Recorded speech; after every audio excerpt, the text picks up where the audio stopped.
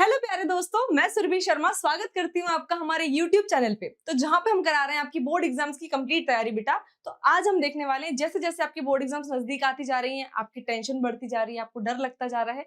छोटे छोटे सेगमेंट्स में हमने काफी सारी तैयारी की और आगे भी ऐसे करेंगे बेटा।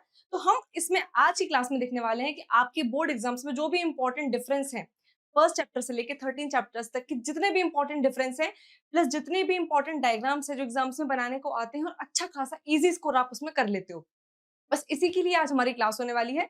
तो देख लेते हैं बेटा सबसे पहले इंपॉर्टेंट डिफरेंसेस और इंपॉर्टेंट डायग्राम्स। तो बिल्कुल फोकस के साथ सुनना है इस क्लास को, आराम आराम से समझने की कोशिश करना। बिल्कुल इजी और बिल्कुल सिंपल टेस्ट रहने वाली है, तो बिल्कुल फोकस के साथ आप सुनो, सब कुछ इजी है, इजीली बन जाएगा आपसे। ठीक है, तो सबसे पहले देख लेते हैं बेटा, चैप्टर नंबर 1 से स्टार्ट करते हैं।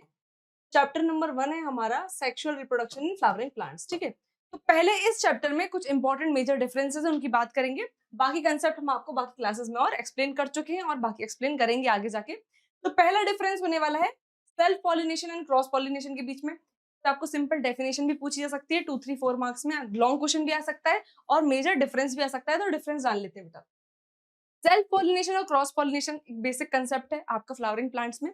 तो सेल्फ पॉलिनेशन क्या होता है? The transfer of pollen grain from the anther to of a flower to the stigma of the same flower. Same flower की बात हो रही है और the stigma of the another flower की बात हो रही है, बट किस कंडीशन में होगा बेटा? सेम प्लांट वाली कंडीशन में होगा। सेल्फ पॉलिनेशन में बेटा होता क्या है? The transfer of pollen grain कहां से ट्रांसफर हो रहे हैं? From the anther of the flower to the stigma of the same flower or the stigma of the another flower of the same plant is called self pollination. और उसका उल्टा कर दो बेटा, वो होता है क्रॉस पॉलिनेशन। क्रॉस पॉलिनेशन में क्या होता है? The transfer of pollen grains from the anther of a flower to the stigma of the flower of the another plant of the same species. Species सेम होनी इंपॉर्टेंट है तभी pollination होगा, वरना पॉलन रिजेक्शन हो जाएगा। आया समझ में? ये सबसे इंपॉर्टेंट और बेसिक डिफरेंस है।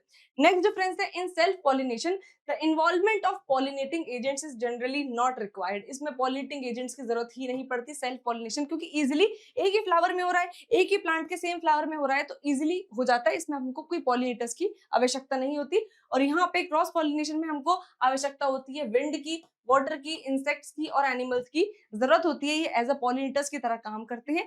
इनके थ्रू पॉलिनेशन होता है। जैसे मान लो विंड के थ्रू पॉलिनेशन हो गया, हाइड्रोफिली वाटर के थ्रू पॉलिनेशन हो गया, इंसेक्ट के थ्रू पॉलिनेशन हो गया। तो इसमें हमें पॉलिनेटर्स की आवश्यकता पड़ती है। सेल्फ पॉलिनेशन में produce less genetic variation in offspring. अब भैया सेम ही प्लांट में, सेम ही फ्लावर में बिल्कुल आपस में ही हो जा रहा है, सेल्फ पॉलिनेशन हो जा रहा है, तो ज्यादा वेरिएशंस नहीं आ पाते। लेकिन क्रॉस पॉलिनेशन में जेनेटिक वेरिएशंस आते हैं। सिंपल सा ही डिफरेंस। ठीक है बेटा।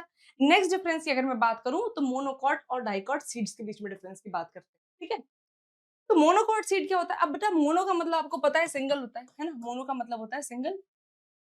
और यहाँ पे डाइकॉट की बात हो रही है, डाइकॉट का मतलब जैसे टू होगा, डाई का मतलब टू होता है। ठीक है, तो मोनोकॉट और डाइकॉट सीड में डिफरेंस देख लेते हैं। Seeds have only one cotyledon, जिसमें सिर्फ एक कॉटिलेडन होगा वो हमारा मोनोकॉट सीड है। और जिसमें टू कॉटिलेडन्स मतलब दो कॉटिलेडन्स होंगे उनको हम डाइकॉट सीड के अंदर कंसिडर करते हैं।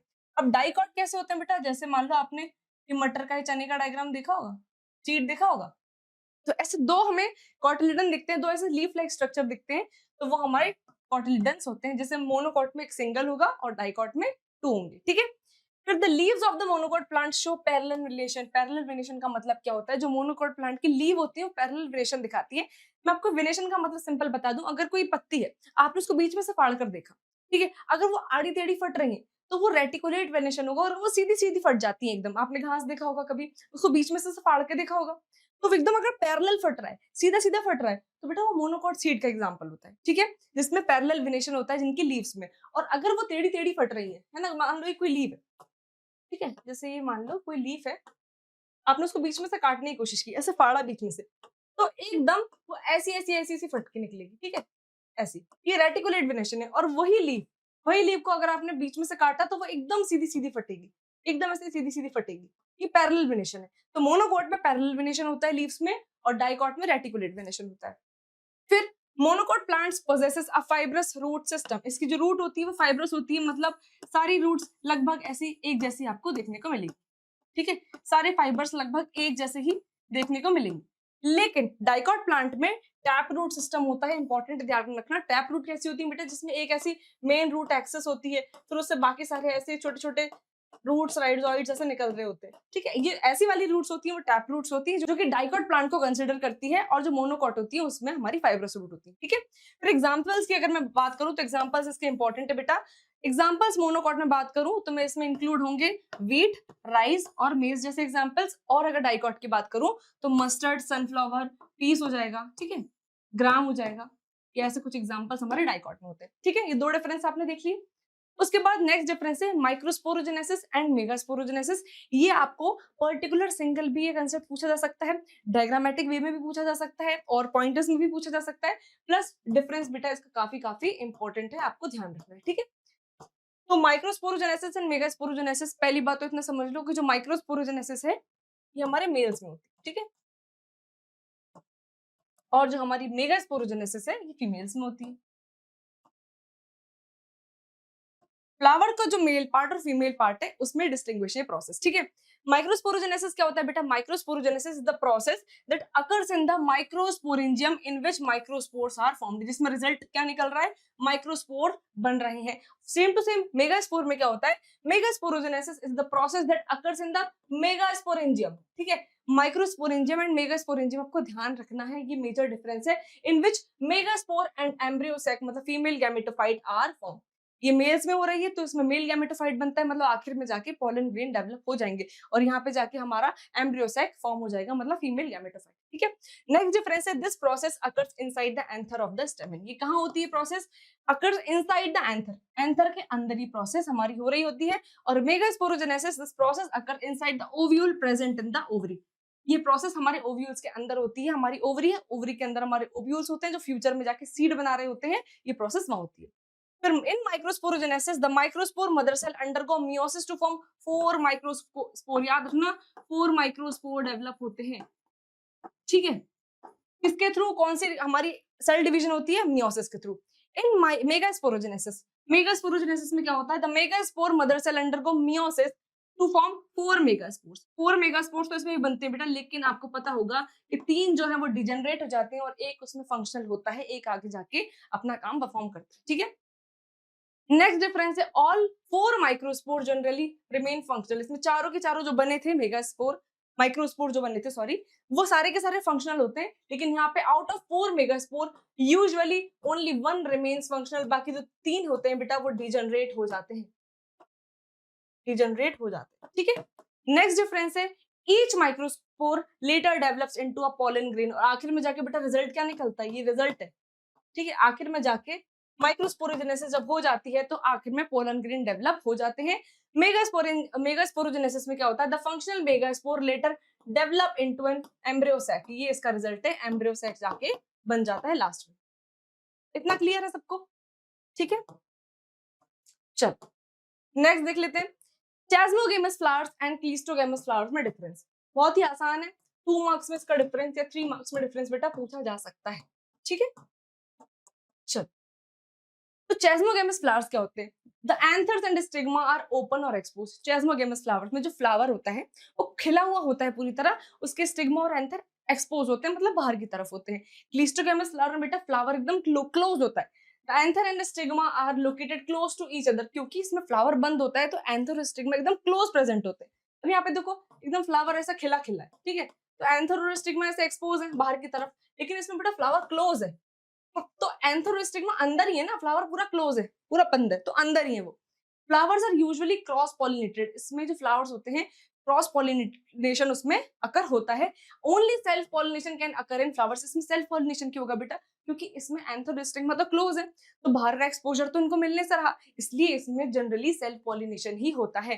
चेस्मोगिमस फ्लावर्स आर ऑफन लार्ज, ये फ्लावर्स लार्ज होते हैं, चोई एंड अट्रैक्टिव, मतलब ज्यादा दिखते हैं और ज्यादा अट्रैक्टिव होते हैं कि इनके स्टिग्मा और इनके एंथर्स एक्सपोज होते हैं, ठीक है। उसके बाद cleistogamous flowers are usually small and inconspicuous, मतलब ये ज्यादा दिखते नहीं है, उतने ज्यादा अट्रैक्टिव नहीं होते और साइज में छोटे होते हैं, ठीक है। अब बात कर लेते हैं ह्यूमन रिप्रोडक्शन की, मतलब चैप्टर नंबर 2 की। चैप्टर नंबर 2 में बेटा कौन कौन से मेजर डिफरेंसेस हैं उनकी बात कर लेते हैं, ठीक है। चलो सबसे इंपॉर्टेंट और सबसे छोटा सा स्पर्म और एग सेल के बीच में डिफरेंस, ठीक है, इंपॉर्टेंट है बेटा। डायग्राम भी इनका बहुत बहुत इंपॉर्टेंट है, उस पर भी हम प्रैक्टिस करेंगे अभी, ठीक है। स्पर्म क्या होता है? Sperm is a male reproductive cell और गैमेट। मेल रिप्रोडक्टिव हमारा सेल है और गैमेट है हमारा स्पर्म, ठीक है। वहीं हम बात करें एग की, और उसको ओवम भी बोलते हैं, तो ये is a female reproductive cell और गैमेट, ठीक है। सिंपल सा मेजर डिफरेंस है, ठीक है। It is a long, long होता है हमारा स्पर्म, नैरो पतला होता है, and its structure is like a tail, tail like का इसका स्ट्रक्चर होता है, बिल्कुल ऐसे लीनियर सा पतला सा स्ट्रक्चर होता है। और हमारा जो ओवम या हमारा एग है, ये सर्कुलर होता है और काफी लार्ज होता है as compare to sperm. It is motile, ये मूवेबल होता है बेटा। मोटाइल का मतलब है मूवेबल है, ठीक है, मूव कर सकता है। उसके बाद it is a non motile, non motile मतलब ये मूव नहीं करता, एग स्टैटिक होता है, ओवम हमारा स्टैटिक होता है और हमारा स्पर्म मोटाइल होता है। नेक्स्ट डिफरेंस है बेटा स्पर्मेटोजेनेसिस एंड oogenesis। ये फिर मैं बता रही हूँ, ये वापस से मेजर प्रोसेस है, डायग्राम की फॉर्म में भी आपसे पूछी जा सकती है, फ्लो चार्ट भी बनाने को आ सकता है और पूरा कंसेप्ट भी पूछा जा सकता है आपसे, ठीक है। तो मेजर अभी इसके डिफरेंस पे बात करने वाले हम, oogenesis और स्पर्मेटोजेनेसिस क्या होती है। सबसे पहले स्पर्मेटोजेनेसिस की अगर मैं बात करूं, is a process of formation of male gametes called sperms. Spermatogenesis से बेटा क्या बन रहा है, रिजल्ट क्या निकल रहा है, स्पर्म्स की फॉर्मेशन हो रही है। वैसे ही oogenesis में बेटा क्या फॉर्मेशन होती है, formation of female gamete called ओवा, ओवा बन जाता है। नेक्स्ट डिफरेंस की बात करूं अगर मैं, तो spermatogenesis occurs in the seminiferous tubule. बहुत अच्छे से याद रख लेना, स्पर्मेटोजेनेसिस की प्रोसेस होती कहां है, occur in the seminiferous tubule of the testis, ठीक है। और oogenesis की प्रोसेस हमारी ओवरीज में होती है। लोकेशन आपको ध्यान रखनी है, ऑब्जेक्टिव में अगर आपसे पूछी जाए तो आप वहां फंसो ना, ठीक है। फिर नेक्स्ट डिफरेंस है, in spermatogenesis one primary spermatocyte form four functional sperm. इसमें क्या बात की गई है, वन प्राइमरी स्पर्मेटोसाइट, एक जो हमारा प्राइमरी स्पर्मेटोसाइट होता है वो फॉर्म करता है कितने, फोर फंक्शनल स्पर्म्स को फॉर्म कर देता है। लेकिन यूजेनेसिस में क्या होता है, वन प्राइमरी oocyte, एक primary oocyte forms only one functional ovum. इससे ओनली वन फंक्शनल ओवम बनता है, बाकी तीन पोलर बॉडीज बनती हैं बेटा, वो भी सेम टू सेम जैसे हमारे किसमें हो रही थी, हमारे मेगास्पोरोजेनेसिस में हो रही थी, वैसे तीन हमारी यहाँ भी डिजेनरेट हो जाती है, ठीक है। फिर बात कर लेते हैं बेटा चैप्टर नंबर थर्ड की। चैप्टर नंबर थर्ड हमारा रिप्रोडक्टिव हेल्थ की, इसमें देख लेते हैं कुछ मेजर और इंपॉर्टेंट डिफरेंस। चल, इसमें बात करते हैं जिफ्ट और गिफ्ट की। जिफ्ट और गिफ्ट को आपको ध्यान रखना है, इनके फुल फॉर्म पे भी बेटा ध्यान रखना है, फुल फॉर्म भी आपसे पूछा जा सकता है, ठीक है। तो जिफ्ट और गिफ्ट के बारे में बात करूं तो पहले फुल फॉर्म देख लो। जिफ्ट होता है जाइगोट इंट्राफेलोपियन ट्रांसफर, गिफ्ट होता है गैमीट इंट्राफेलोपियन ट्रांसफर, ठीक है। जिफ्ट के बारे में पढ़ते हैं तो क्या होता है, fertilization occur outside the body. पहली बात, फर्टिलाइजेशन बॉडी के आउटसाइड हो रहा है, and resulting zygote is transferred into the fallopian tube. ये टर्म ध्यान रखना है आपको कि जो जाइगोट हमारा बन गया, फर्टिलाइजेशन हमारी बॉडी के आउटसाइड तो हो गई है, लेकिन जो जाइगोट बना है वो कहाँ ट्रांसफर कर दिया जाएगा, फैलोपियन ट्यूब में ट्रांसफर कर दिया जाएगा, ठीक है। Fertilization occur inside the fallopian tube. और यहाँ पे गिफ्ट में क्या होता है बेटा, फर्टिलाइजेशन कहाँ होती है, फैलोपियन ट्यूब के ही अंदर होती है। कहाँ पे होती है, फर्टिलाइजेशन फैलोपियन ट्यूब के अंदर ही होती है। Fertilization is done outside the body in the laboratory. यहाँ पे फर्टिलाइजेशन लैब में की जाती है, लैब में की जाती है। और यहाँ पे गिफ्ट में क्या होगा, fertilization take place inside the body in the fallopian tube. यहाँ पे फैलोपियन ट्यूब में ही इसकी साइट होगी फर्टिलाइजेशन की, ठीक है। After the zygote is form, अब यहाँ पे जाइगोट फॉर्म हो जाता है, उसके बाद it is inserted into the fallopian tube. मतलब पहले हमने लेबोरेटरी में फर्टिलाइजेशन करा दिया, सब कुछ करा दिया, उसके बाद हमने क्या किया, उसको इंसर्ट करा दिया फैलोपियन ट्यूब में, जो जाइगोट फॉर्म हो गया उसको। The sperm and egg are inserted into the fallopian tube before fertilization occur। अब हमने क्या किया, जब फर्टिलाइजेशन नहीं हुई उसके पहले ही हमने फैलोपियन ट्यूब को, हमारे एग और स्पर्म को इंसर्ट करा दिया, ठीक है। इतना समझ में आया। उसके बाद ट्यूबेक्टोमी एंड वेसेक्टोमी में हमें डिफरेंस जानना बहुत जरूरी है, इंपॉर्टेंट भी है। और इतना समझ जाओ, ट्यूबेक्टोमी किसमें होता है बेटा, फीमेल्स में होती है, और वेसेक्टोमी हमारे मेल्स में होती है, ठीक है। अब डिफरेंस देख लेते हैं इनके बीच में। ट्यूबेक्टोमी में क्या होता है, this is a surgical procedure. Tubectomy एक सर्जिकल प्रोसेस है फॉर फीमेल स्टरलाइजेशन। किसके लिए, फीमेल स्टरलाइजेशन के लिए, in which small portion of both fallopian tube is tied. पहले फैलोपियन ट्यूब को कट किया जाएगा और फिर उनको टाई कर दिया जाएगा, ये हमारी ट्यूबेक्टोमी में होता है। वेसेक्टोमी में क्या होता है, vasectomy is a surgical procedure, ये भी एक सर्जिकल प्रोसीजर है, किसके लिए, मेल स्टरलाइजेशन के लिए, मेल्स के लिए वेसेक्टोमी होता है और फीमेल्स के लिए ट्यूबेक्टोमी होता है। इन विच स्मॉल पोर्शन, इसमें क्या होता है, small portion of spermatic cord is precisely cut out, और कट करके उसको भी टाई कर दिया जाता है, ठीक है। ड्यूरिंग दिस प्रोसीजर, जब ट्यूबिक्टोमी करते हैं, the fallopian tube are divided and joined together, पहले उनको काटा जाएगा देन उनको जोड़ा जाएगा, फेलोपियन ट्यूब की बात होती है। मेल वैसोकॉन्ट्रिक्टर्स आर दस डिवाइडेड आर लिंक्ड टुगेदर, इसमें ये बेसिकली मेल स्टरलाइजेशन के लिए की जाती है, ठीक है। This prevents the egg from coming into contact with the sperm, ये किससे प्रिवेंट कराती है बेटा? This prevents the egg, egg को प्रिवेंट कराती है from coming into contact with the sperm, ताकि जो एग है वो स्पर्म के साथ कांटेक्ट ना कर पाए। और हमारी जो वेसेक्टोमी होती है, this prevents the sperm from escaping, ये हमारे स्पर्म को, मेल के स्पर्म को बॉडी से आउट होने में, मतलब ना आउट हो इसलिए उसमें हेल्प करती है, ठीक है। तो principle of inheritance and variation मतलब चैप्टर नंबर 4 की बात करते हैं। चैप्टर नंबर 4 में जो भी हमारे इंपॉर्टेंट डिफरेंस है वो देख लेते हैं। तो सबसे पहले dominant trait and recessive trait की बात करेंगे, ठीक है। डोमिनेंट ट्रेट क्या होता है और रिसेसिव ट्रेट क्या होता है? डोमिनेंट ट्रेट क्या होता है? Dominant trait is expressed in an organism even when only dominant allele is present. जो एक्सप्रेस हो गया उतना समझ जाओ, जो भी जनरेशन एक्सप्रेस कर रही है वो डोमिनेंट ट्रेट है, और जो मास्क हो जा रही है, डोमिनेंट जिसको मास्क कर दे रहा है जिस ट्रेट को, वो हमारा रेसेसिव ट्रेट है। और recessive trait expressed only when both alleles are recessive, जब बोथ एलील्स रेसेसिव होंगे, जैसे मान लो स्मॉल टी है, तो हमको पता है कि हमको डॉर्फ ही दिखने वाला है, ठीक है। तो ये तभी एक्सप्रेस होगा जब दोनों एलील्स रेसेसिव हैं। लेकिन अगर एक डोमिनेंट है एक रेसेसिव है, तो बेटा हमेशा डोमिनेंट वाला मतलब टॉल वाला ही शो होगा, क्योंकि डोमिनेंट ट्रेट रेसेसिव को मास्क कर देता है, ठीक है। उसके बाद a dominant trait mask the expression of recessive trait, mask कर दिया उसने रेसेसिव ट्रेट के एक्सप्रेशन को इन अ हेट्रोजाइगस कंडीशन। हेट्रोजाइगस कंडीशन इसको बोलते हैं बेटा जब यहाँ पे हमारा एक टॉल शो हो रहा है, एक डॉफ शो हो रहा है, ठीक है। A recessive trait remains hidden. A recessive trait remains hidden मतलब ये छुपा हुआ रहेगा in the presence of dominant allele. जब तक dominant allele present है, तब तक हमारा recessive trait जो है वो छुपा हुआ रहेगा।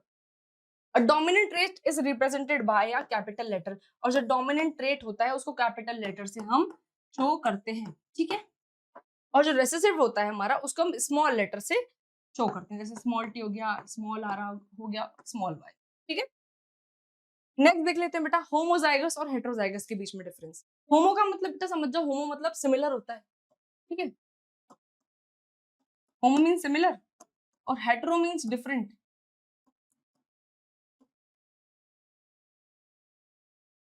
क्या मतलब होता है होमोजाइगस एंड हेट्रोजाइगस का, देख लेते हैं।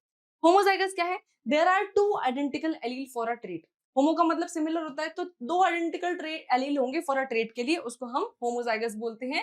हेट्रोजाइगस में क्या होता है? There are two different allele for a trait, एक सिंगल ट्रेट के दो डिफरेंट एलील हैं, तो उसको हम हेट्रोजाइगस में कंसिडर करते हैं। It can be either major और माइनर, ये मेजर भी हो सकते हैं और माइनर भी हो सकते हैं। It has one dominant and one recessive allele. Heterozygous में एक डोमिनेंट रहेगा और एक रेसेसिव रहेगा, क्योंकि दो डिफरेंट एलील्स की यहाँ पे बात होती है। Self fertilization always produces offspring of the same type, और यहाँ पे क्या होगा? Self fertilization produces offspring with a variety of traits, क्योंकि यहाँ पे हेट्रोजाइगस कंडीशन की बात हो रही है, डिफरेंट एलील्स की बात हो रही है, ठीक है।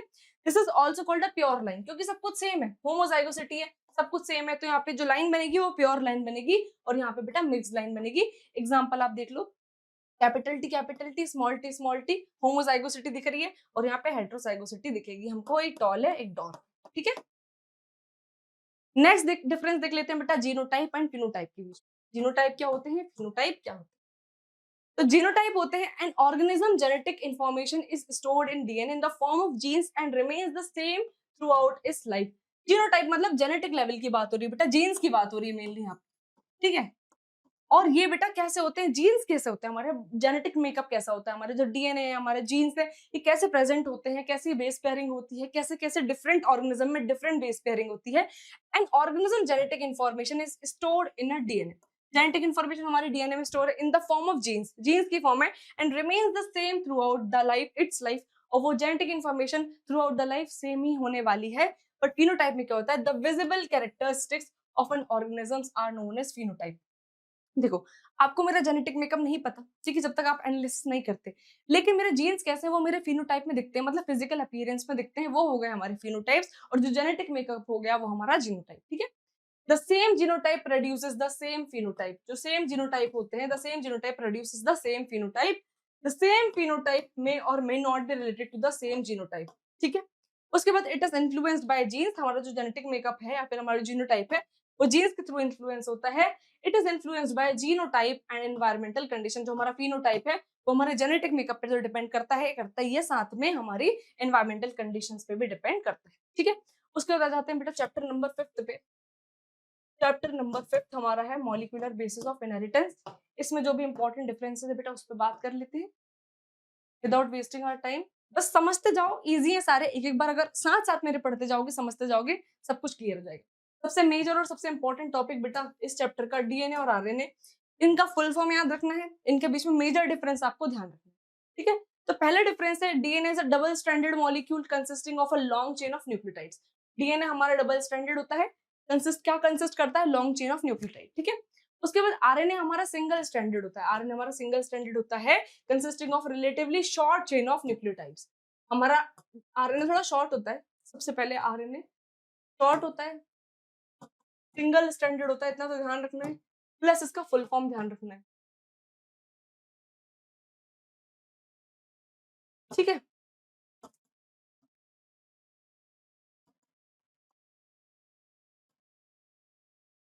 ठीक है, उसके बाद नेक्स्ट डिफरेंट है it is found in the nucleus and mitochondria of the cell. कहाँ कहाँ पाया जाता है डीएनए? एक तो न्यूक्लियस में पाया जाता है और माइटोकॉन्ड्रिया का खुद का इटसेल्फ डीएनए होता है। ठीक है, उसके बाद it is found in the cytoplasm, nucleus and ribosomes.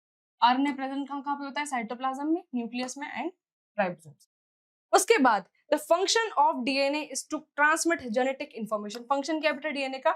Genetic मतलब हमारी जो भी इन्फॉर्मेशन होती है, जेनेटिक इन्फॉर्मेशन होती है, जो भी हेरिडिटी होती है, उसको एक जनरेशन से दूसरे जनरेशन में ट्रांसफर करने में हेल्प करता है। उसके बाद हमारा जो आरएनए होता है, the function of RNA is to assist in the protein synthesis. ये मेजर काम है, प्रोटीन सिंथेसिस में हेल्प करता है by transporting the genetic code from nucleus to the ribosomes. ये हमारी पूरी ट्रांसलेशन वाली प्रोसेस है, उसमें आता है, लेकिन आपको ध्यान रखना है कि मेजर फंक्शन हमारे आरएनए का होता है protein synthesis.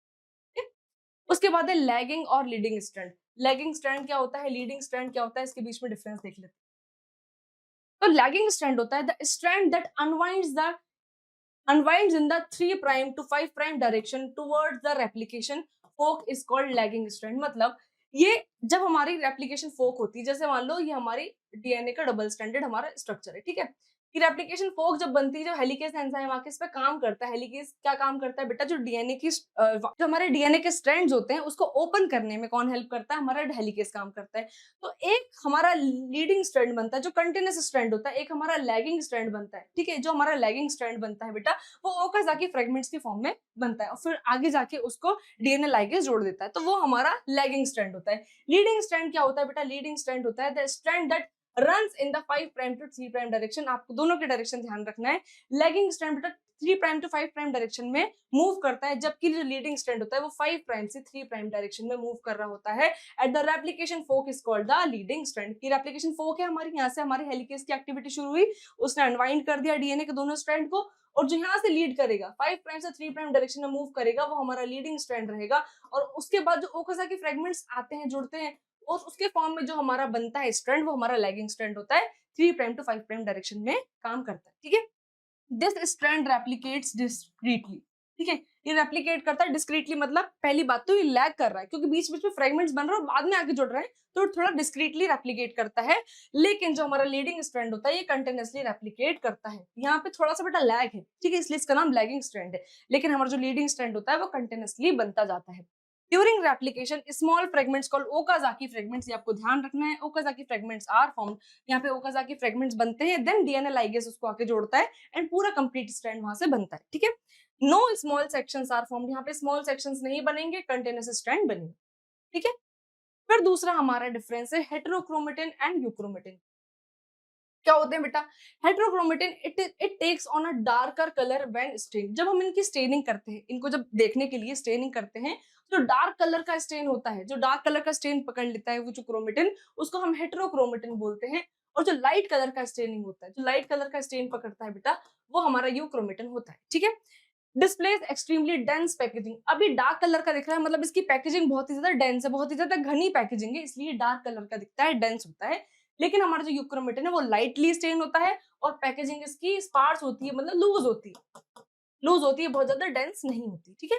Inactive form of the transcription point of view, ये ट्रांसक्रिप्शनली इनएक्टिव होता है। ध्यान रखना, हमारा जो हेट्रोक्रोमेटिन है वो ट्रांसक्रिप्शनली इनएक्टिव होता है, बल्कि हमारा यूक्रोमेटिन जो होता है वो ट्रांसक्रिप्शनली एक्टिव होता है, ठीक है। It is rich in repetitive DNA, rich होता है रेपिटेटिव डीएनए की सीक्वेंसिंग में। Repetitive DNA is either completely absent और वेरी लिटिल, यहाँ पे रेपिटेटिव जो डीएनए होता है या तो कंप्लीटली एब्सेंट होगा या बहुत ही कम मात्रा में प्रेजेंट होगा, ठीक है। नेक्स्ट हमारा डिफरेंस है ट्रांसक्रिप्शन और ट्रांसलेशन के बीच में। क्या होता है ट्रांसक्रिप्शन और क्या होता है ट्रांसलेशन, वो देख लेते हैं।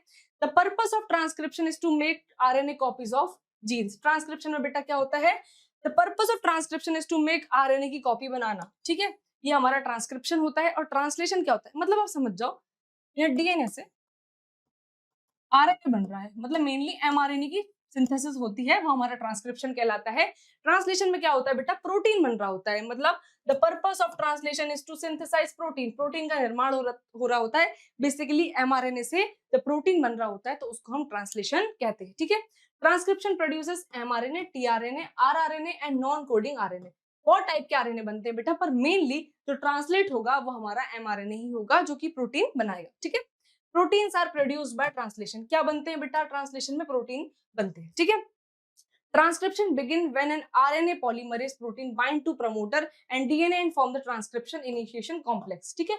उसके बाद translation begins when a ribosome initiation factor and tRNA bind to mRNA near a start codon, start codon आएगा, प्रोसेस को स्टार्ट करेगा, एंड देन जब पूरी पॉलीपेप्टाइड चेन बन जाएगी तो वहां से स्टॉप कोडन आएगा और प्रोसेस को स्टॉप कर देगा, ठीक है। अब बात कर लेते हैं चैप्टर नंबर 6 की, हमारे एवोल्यूशन की।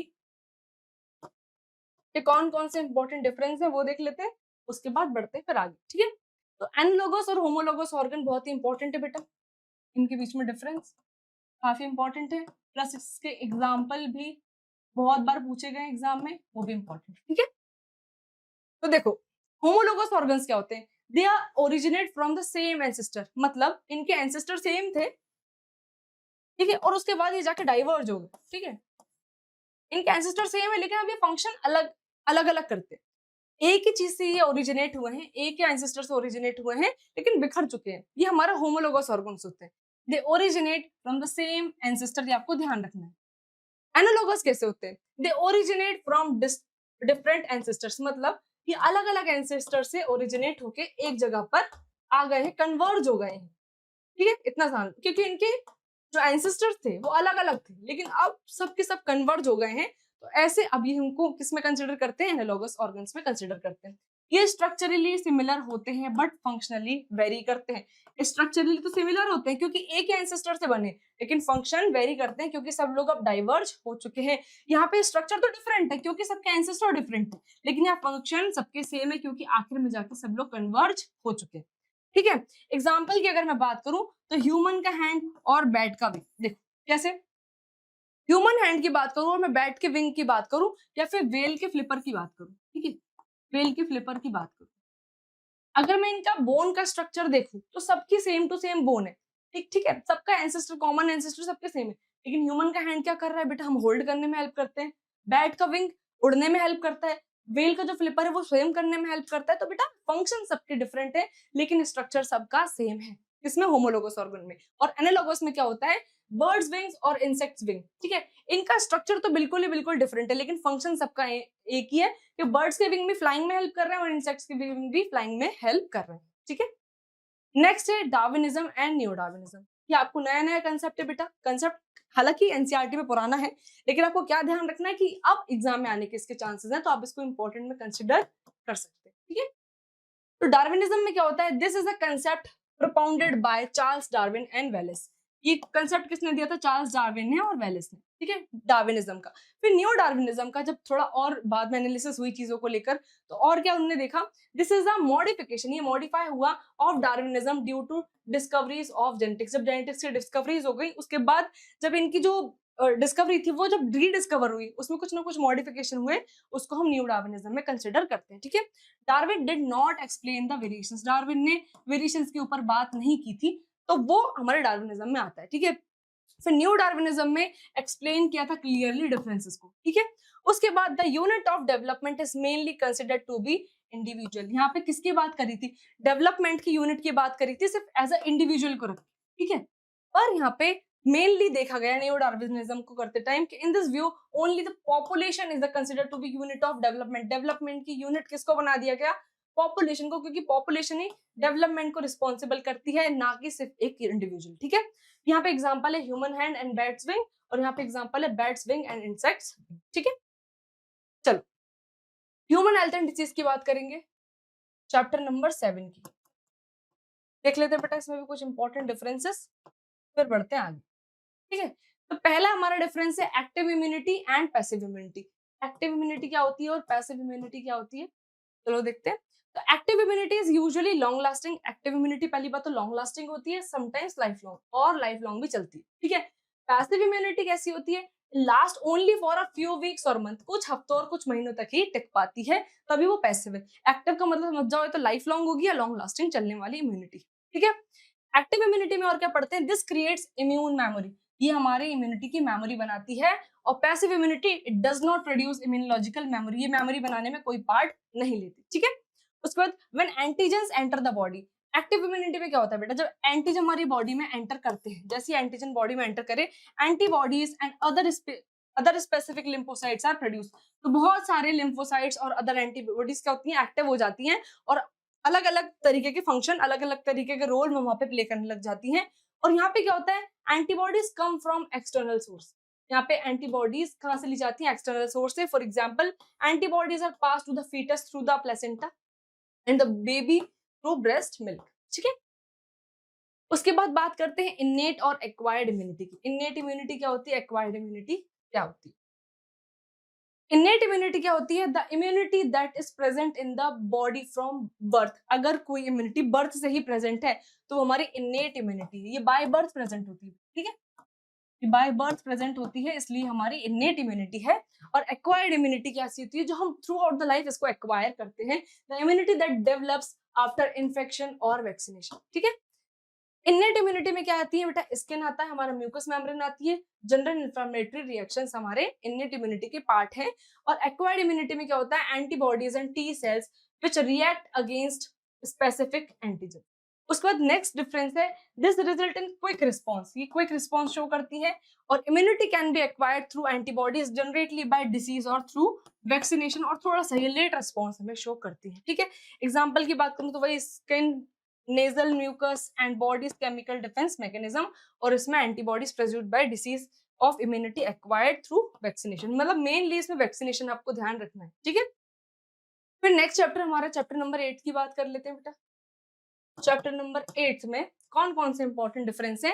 तो primary and secondary sewage treatment. सबसे पहले प्राइमरी और सेकेंडरी सीवेज ट्रीटमेंट, ये अगर इनको पर्टिकुलर भी मैं देखूं तो ये अपने आप में इंपॉर्टेंट टॉपिक है, क्योंकि छोटा सा चैप्टर है। हमारा जो माइक्रोबियल वाला जो चैप्टर है, तो उसमें इंपॉर्टेंट 2-3 चीजें, एक बायोगैस प्लांट हो गया, ठीक है, एक हमारा प्राइमरी और सेकेंडरी ट्रीटमेंट हो गया, और उसके बाद कुछ ऐसे हमारे माइक्रोब्स हैं इंपॉर्टेंट, उनके नाम याद हो गए बस। इतने आपको याद रखना बहुत इंपॉर्टेंट है, तो इसके बीच में पहले डिफरेंस देख लेते हैं। ठीक है। तो प्राइमरी सीवेज ट्रीटमेंट में होता क्या है? This is the first stage of sewage treatment. Primary हमारी फर्स्ट स्टेज होती है जिसको हम सीवेज, मतलब जिसमें हम सीवेज को ट्रीट करते हैं। और सेकेंडरी सीवेज ट्रीटमेंट में क्या होता है? This is the second stage of sewage treatment. उसके बाद सेकेंड डिफरेंस क्या है हमारा? Physical process like filtration and sedimentation take place. अब प्राइमरी सीवेज ट्रीटमेंट में हम क्या करते हैं? फिजिकल प्रोसेस है जिसमें हम फिल्ट्रेशन करेंगे पहली बात तो, ठीक है। उसके बाद सेडिमेंटेशन, ऊपर ऊपर का जितना भी गंदा संदा माल है उसको रिमूव करेंगे, जो नीचे सेटल हो गया उसको रिमूव करेंगे। तो हमारी फिजिकल प्रोसेस है हमारी प्राइमरी सीवेज ट्रीटमेंट।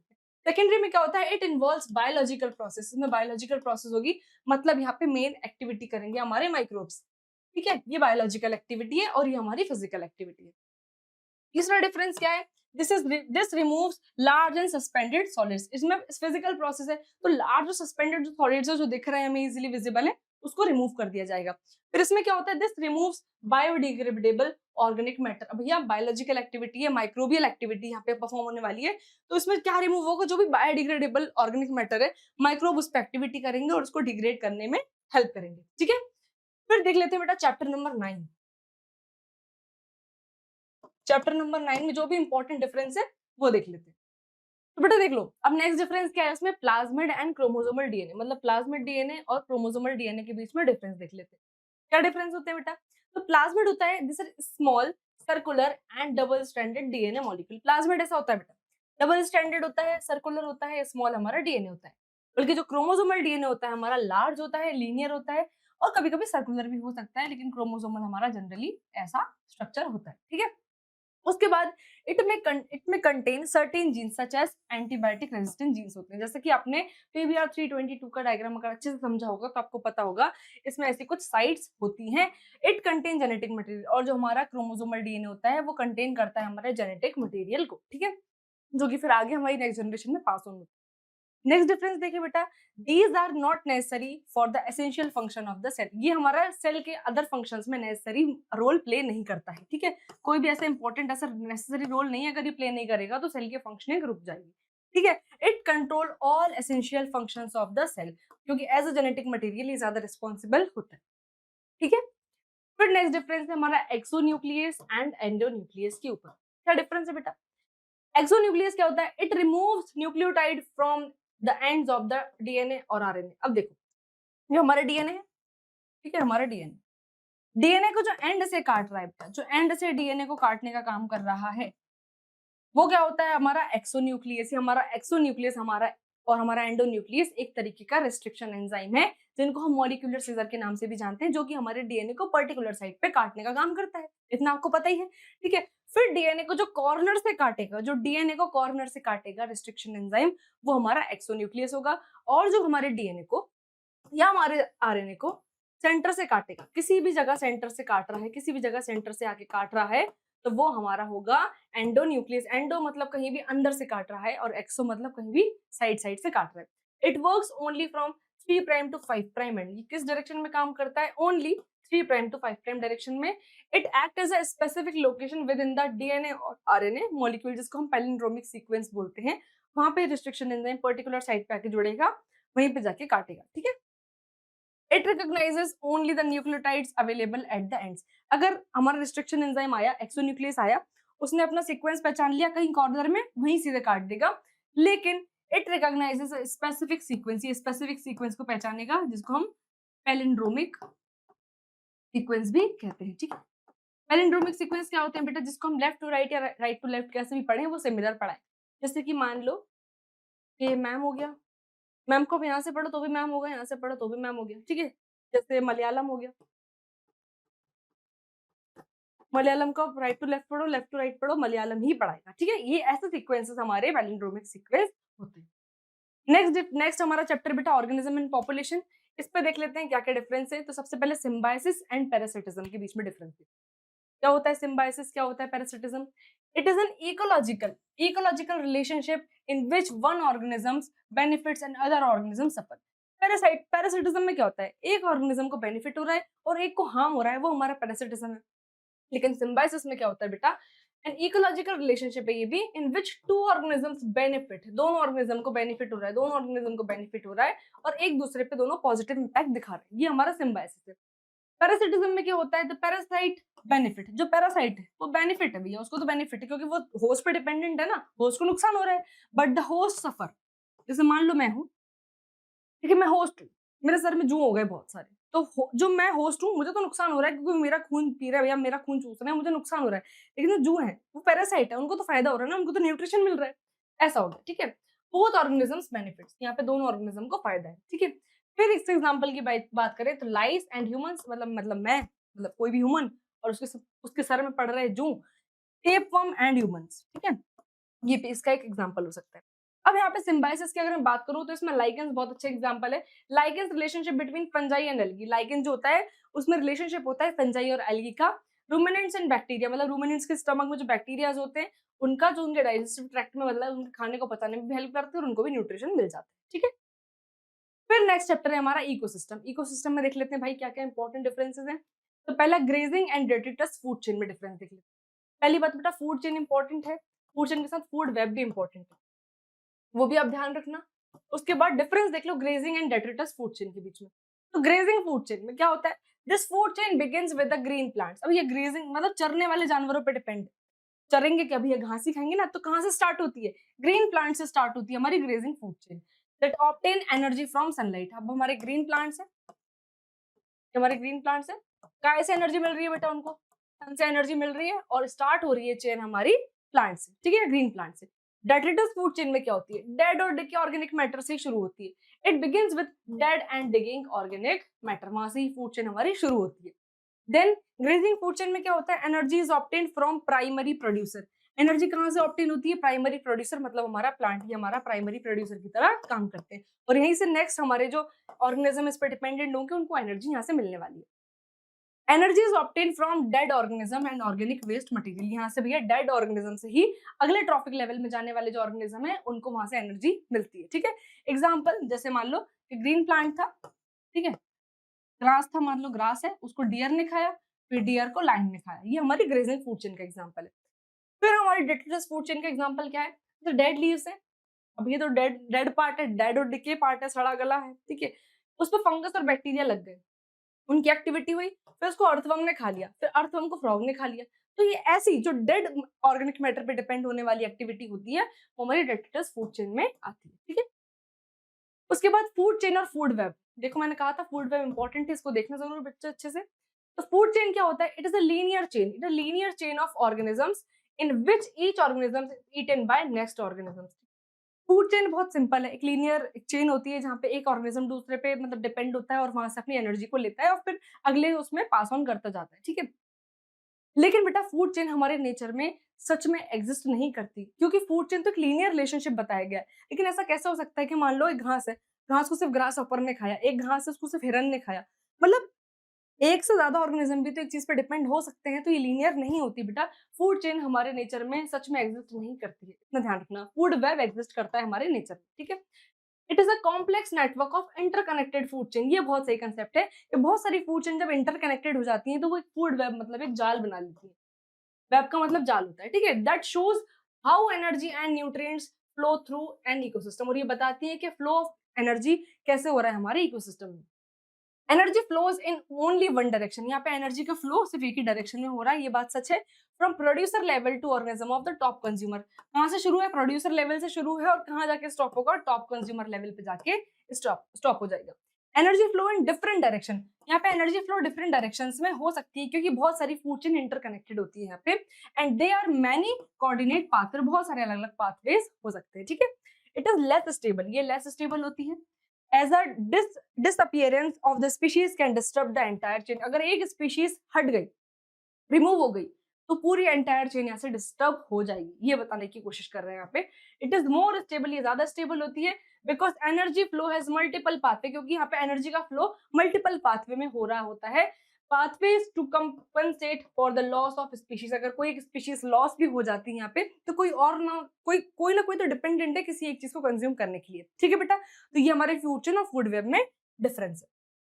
फिर नेक्स्ट चैप्टर की बात करते हैं, बायोडाइवर्सिटी और कंजर्वेशन के बीच में सबसे इंपॉर्टेंट डिफरेंस है बेटा इस चैप्टर में इन सिटू और एक्स सिटू के बीच में डिफरेंस। इन सिटू कंजर्वेशन क्या होती है, एक्स सिटू कंजर्वेशन क्या होती है, बस इस एग्जांपल बहुत इंपॉर्टेंट। ठीक है, देख लेते हैं बेटा इन सिटू कंजर्वेशन में क्या होता है। Animals and plants are conserved in their natural habitat, अगर जो ऑर्गेनिज्म जहाँ पे प्रेजेंट है हमको उनको अपने नेचुरल हैबिटेट में अगर कंजर्व कर दे, जहां पे वो रह रहे हैं मतलब ऑन साइट, ठीक है, ऑन साइट जहां पे वो प्रेजेंट है उनको वहीं के वहीं कंजर्व कर दिया जाए तो वो हमारा इन सिटू कंजर्वेशन में आता है। एक्स सिटू मतलब ऑफ साइट होता है बेटा, जहां वो रहते हैं वहां से ले जाकर कहीं और उनको कंजर्व कर दिया जाए तो वो हमारा एक्स सिटू कंजर्वेशन है, मतलब conservation of animals and plants outside the natural habitat, उनके नेचुरल हैबिटेट से दूर ले जाकर उनको कंजर्व करना एक्स सिटू कंजर्वेशन कहलाता है। Next difference in this the entire ecosystem is protected, यहाँ पे पूरा इकोसिस्टम एंटायर इकोसिस्टम ही प्रोटेक्टेड कर दिया जाता है। लेकिन एक्स सिटू में क्या होता है, in this only selected species are conserved, यहाँ पे कुछ सिलेक्टेड स्पीशीज हैं उनको हम लेके जाएंगे और उतनी उतनी जगह पे उनको कंजर्व कर दिया जाएगा। ठीक है, एग्जाम्पल बहुत इंपॉर्टेंट है बेटा, बहुत इंपॉर्टेंट एग्जाम्पल। अगर इन सिटू की बात करूं तो national parks, wild life sanctuaries, biosphere reserve, ये कुछ इंपॉर्टेंट एग्जाम्पल है इन सिटू के। और एक्स सिटू कंजर्वेशन में कुछ जू आते हैं, बोटानिकल गार्डन्स, सीड बैंक्स और जीन बैंक्स, इसके कुछ इंपॉर्टेंट एग्जाम्पल है। ठीक है बेटा, फिर अब देखो अभी तो हमने सारी कर ली हमारे जितने भी थे इंपॉर्टेंट डिफरेंस फर्स्ट चैप्टर से लेकर 13 चैप्टर्स तक के बेटा, जितने भी इंपॉर्टेंट डिफरेंसेस थे आपके एग्जाम पॉइंट ऑफ व्यू से वो हम कर चुके हैं।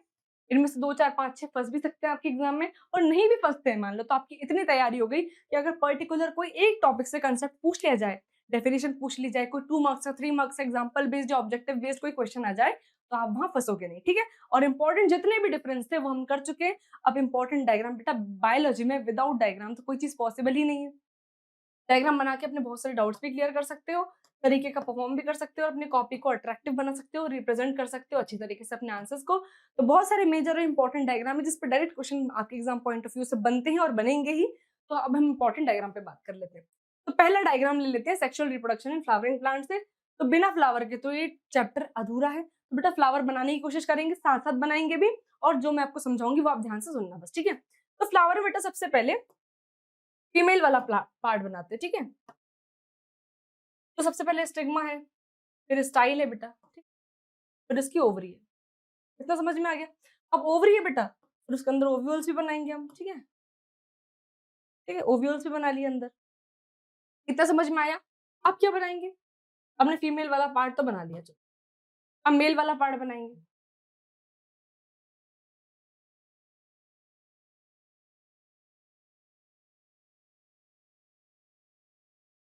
मेल वाला पार्ट कौन सा होता है बेटा, हमारे एंथर और फिलामेंट बना लिया हमने। इतना समझ में आया। उसके बाद बेटा हम कलरफुल पार्ट बनाएंगे जो कि सबसे अट्रैक्टिव पार्ट होता है हमारे फ्लावर का, जिसको हम बोलते हैं पेटल्स, ठीक है।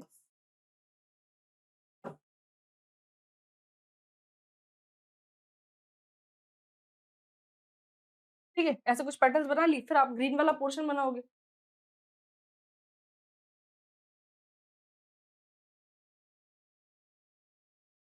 ठीक है, बस आपको इतना सिंपल सा स्ट्रक्चर बनाना है, उसको लेबल करना है तरीके से, मैं आपको बता देती हूँ। लेबल कैसे करना है बेटा, अभी तो मैंने कलरफुल डायग्राम बना के दिखा दिया आपको यहाँ पे, लेकिन आपको एग्जाम में क्या करना है, पेंसिल से डायग्राम बनाने हैं। सारे डायग्राम नीट एंड क्लीन होने चाहिए। पेंसिल बहुत हार्ड नहीं चलानी, मैं बार बार बताते आई हूँ, पहले भी अभी वापस बता रही हूँ कि पेंसिल को बहुत ज्यादा डार्क नहीं चलाना है, बहुत ज्यादा इरेज नहीं करनी है, बहुत सिंपल सिंपल लाइट पेंसिल चला के आपको डायग्राम बनाना है, नीट क्लीन बनाना है। कोशिश करना कि सारी लेबलिंग आप राइट साइड करो, और अगर आप पूरे में फैला फैला के भी लेबलिंग करते हो तो बस इतना करना कि थोड़ा दूर हो डिस्टेंस में हो लेबलिंग और क्लियर दिखे। कोशिश करना कि बिल्कुल स्ट्रेट लाइन में आप राइट साइड ही लेबलिंग करो तो वो ज्यादा बेटर है, ठीक है। अब देखो लेबल करते हैं। लेबल कौन कौन सी चीजें मेनली इसमें करनी है वो आपको बता देती हूँ। सबसे पहले बेटा फीमेल वाला पार्ट जो कि हमारा पिस्टल है, फीमेल वाला पार्ट ही पूरा पिस्टल है, तो उसको हम बनाएंगे। पहले तो ये हमारा स्टिग्मा हो गया, ठीक है, ये हमारा स्टिग्मा है। फिर ये हमारा लॉन्ग नैरो पार्ट, ये हमारा स्टाइल है। फिर हमारा स्वेलन स्ट्रक्चर, हमारा ओवरी, ये हमारा पूरा बन गया फीमेल वाला पार्ट जिसको हम पिस्टल बोलते हैं। फिर हम मेल वाला पार्ट बनाएंगे। मेल वाला पार्ट हमारा कौन सा होता है बेटा, स्टेमन होता है, ठीक है। स्टेमन में क्या क्या होता है, एक एंथर होता है, एक फिलामेंट होता है। फिर ये हमारा एंथर हो गया, ठीक है, और ये हमारा स्टॉक लाइक स्ट्रक्चर है, फिलामेंट हो गया। इतनी चीज लेबल करना इंपॉर्टेंट, इतनी कर ली। फिर आपको क्या लेबल करना है, यहाँ पे हमारे पेटल्स है जिनको कोरोला भी बोलते हैं। फिर हमारे ग्रीन वाले पार्ट सेपल्स हैं। इतना भी आप लेबल कर दोगे तो बहुत अच्छा हो जाएगा, बहुत अच्छा डायग्राम बन जाएगा। फिर आप ओव्यूल भी बता देना, ये ओव्यूल्स है, ठीक है। बस ये पेडिसिल डंडी, बस खत्म। इतना भी बनाओगे बहुत अच्छे आपको मार्क्स मिलने वाले हैं। 3-4 मार्क्स में अगर डायग्राम आ गया, इसको एक्सप्लेन करने को आ गया तो बना देना, ठीक है। नेक्स्ट डायग्राम हमारा है स्ट्रक्चर ऑफ स्टेमन। तो स्टेमन का स्ट्रक्चर बना लेते हैं भाई। सबसे पहले ऐसा कुछ स्ट्रक्चर दिखता है हमें स्टेमन का, ठीक है। ऐसा स्ट्रक्चर बना लेना स्टेमन का, सिंपल सिंपल सा। उसके बाद इसको थोड़ा सा फाड़ के भी दिखा देना, मतलब बीच में से उसका डाइसेक्शन करके काटना भी और काट के दिखाना भी है। वैसे ये लॉन्ग क्वेश्चन में अगर पूछा गया तो आप इसको अच्छे से बना सकते हैं, अगर नहीं पूछा गया तो कोई बात नहीं, आपके कंसेप्ट तो यहाँ से क्लियर हो ही रहे हैं, ठीक है। अब बेटा देखो, ये हमारा स्टेमन का डायग्राम है, ये हमारा एंथर है, ये हमारा फिलामेंट। एंथ्रोफिलामेंट बना दिया आपने। उसके बाद एंथ्रोफिलामेंट को बताना है, बस इतना इंपॉर्टेंट है। फिर उसके बाद ये जो स्ट्रक्चर दिख रहा है अंदर का, इसको काटने के बाद ये पॉलन सैक होते हैं इसके अंदर प्रेजेंट, ठीक है। पॉलन सैक होते हैं, पॉलन सैक है मतलब इसके अंदर क्या होंगे, पॉलन ग्रेन प्रेजेंट होंगे। तो इसके अंदर बस आपको इतना दिखा देना है, तो पॉलन ग्रेन अंदर प्रेजेंट होते हैं। क्या होता है अंदर प्रेजेंट, पॉलन ग्रेन, ठीक है। पूरे में अंदर फिल होते हैं पॉलन ग्रेन, क्योंकि पॉलन सैक है। तो जैसे मान लो आलू का बोरा है तो उसके अंदर आलू भरे होंगे, टमाटर का बोरा है तो टमाटर भरे होंगे। अब भैया पॉलन सैक है तो पॉलन भरे होंगे। पॉलन सैक है अंदर तो अंदर पॉलन ग्रेन है इसके, ठीक है। पॉलन ग्रेन अंदर भरे हुए हैं, ठीक है। इतना समझ में आया। नेक्स्ट डायग्राम है हमारा टीएस ऑफ एंथर। एंथर का ट्रांसवर्स सेक्शन हमको बना के दिखाना, बहुत ही आसान सा है। ऐसा करके आपको ऐसा उसका स्ट्रक्चर दिखाना है, पहली बात तो, ठीक है। उसके बाद बीच में कनेक्टिव दिखानी है, यहाँ पे बीच में कनेक्टिव प्रेजेंट होती है। ये दोनों साइड्स को कनेक्ट करने का काम कर रही है। फिर हमारा पॉलन सैक है पूरा, ठीक है, पॉलन सैक प्रेजेंट है। पॉलन सैक है यहाँ पे, मतलब यहाँ अंदर क्या भरे होंगे, अभी मैंने बताया पॉलन सैक में अंदर पॉलेंस भरे होंगे। पॉलन सैक है तो मतलब यहाँ पे अंदर पॉलेंस भरे होंगे, ठीक है, इतना हुआ। अब बेटा सबसे इंपॉर्टेंट है इसकी मेजर लेयर्स की बात करते हैं, ठीक है। सबसे पहले कनेक्टिव देख लिया, पॉलन सैक देख लिया, यहाँ पे पॉलन ग्रेन देख लिया आपने, पॉलन ग्रेन, ठीक है। मेन चीज क्या है बेटा इस डायग्राम में, इसकी लेयर्स, ठीक है। इस एंथर में जो लेयर्स होती हैं बेटा वो बहुत इंपॉर्टेंट है। सबसे आउटर लेयर होती है हमारी एपिडर्मिस, सबसे आउटर लेयर होती है हमारी एपिडर्मिस। कौन सी होती है, एपिडर्मिस, ठीक है। फिर सेकंड नंबर की लेयर होती है एंडोथीशियम। कौन सी लेयर होती है सबसे उसके अंदर, एपिडर्मिस के अंदर होती है एंडोथीशियम। ये व्हाइट वाली लेयर है तो बोलते हैं एंडोथीशियम, एंडोथीशियम। फिर बेटा उसके अंदर होती है मिडिल लेयर्स। क्या होती है बेटा, मिडिल लेयर्स। ये व्हाइट वाले की भी अंदर होती है बेटा मिडिल लेयर्स, ठीक है, मिडिल लेयर्स।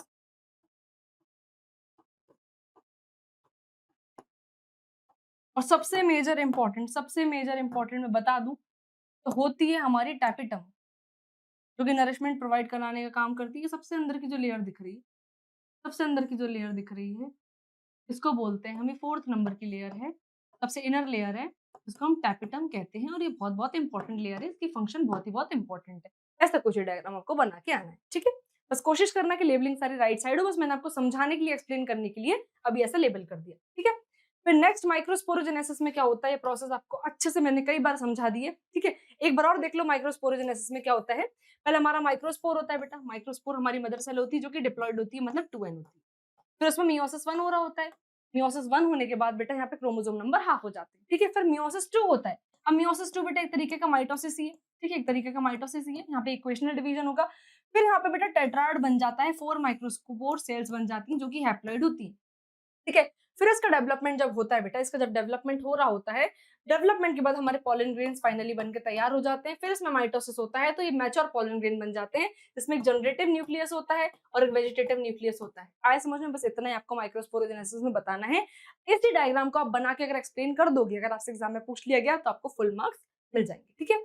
फिर नेक्स्ट हमारा पॉलन ग्रेन का स्ट्रक्चर है। पॉलन ग्रेन का स्ट्रक्चर बनाना भी इंपॉर्टेंट है, अगर पूछ लिया गया तो। सबसे पहले मैं आपको यही समझा देती हूँ, हमारा पॉलन ग्रेन का स्ट्रक्चर कुछ ऐसा दिखता है। यहाँ पे एक ऊपर पोर प्रेजेंट होता है, ऊपर हमारा पोर प्रेजेंट होता है। ये ऊपर वाला जो बड़ा सा दिख रहा है ये हमारा जनरेटिव न्यूक्लियस है, और जो छोटा सा दिख रहा है यहाँ नीचे, ये वेजिटेटिव न्यूक्लियस है।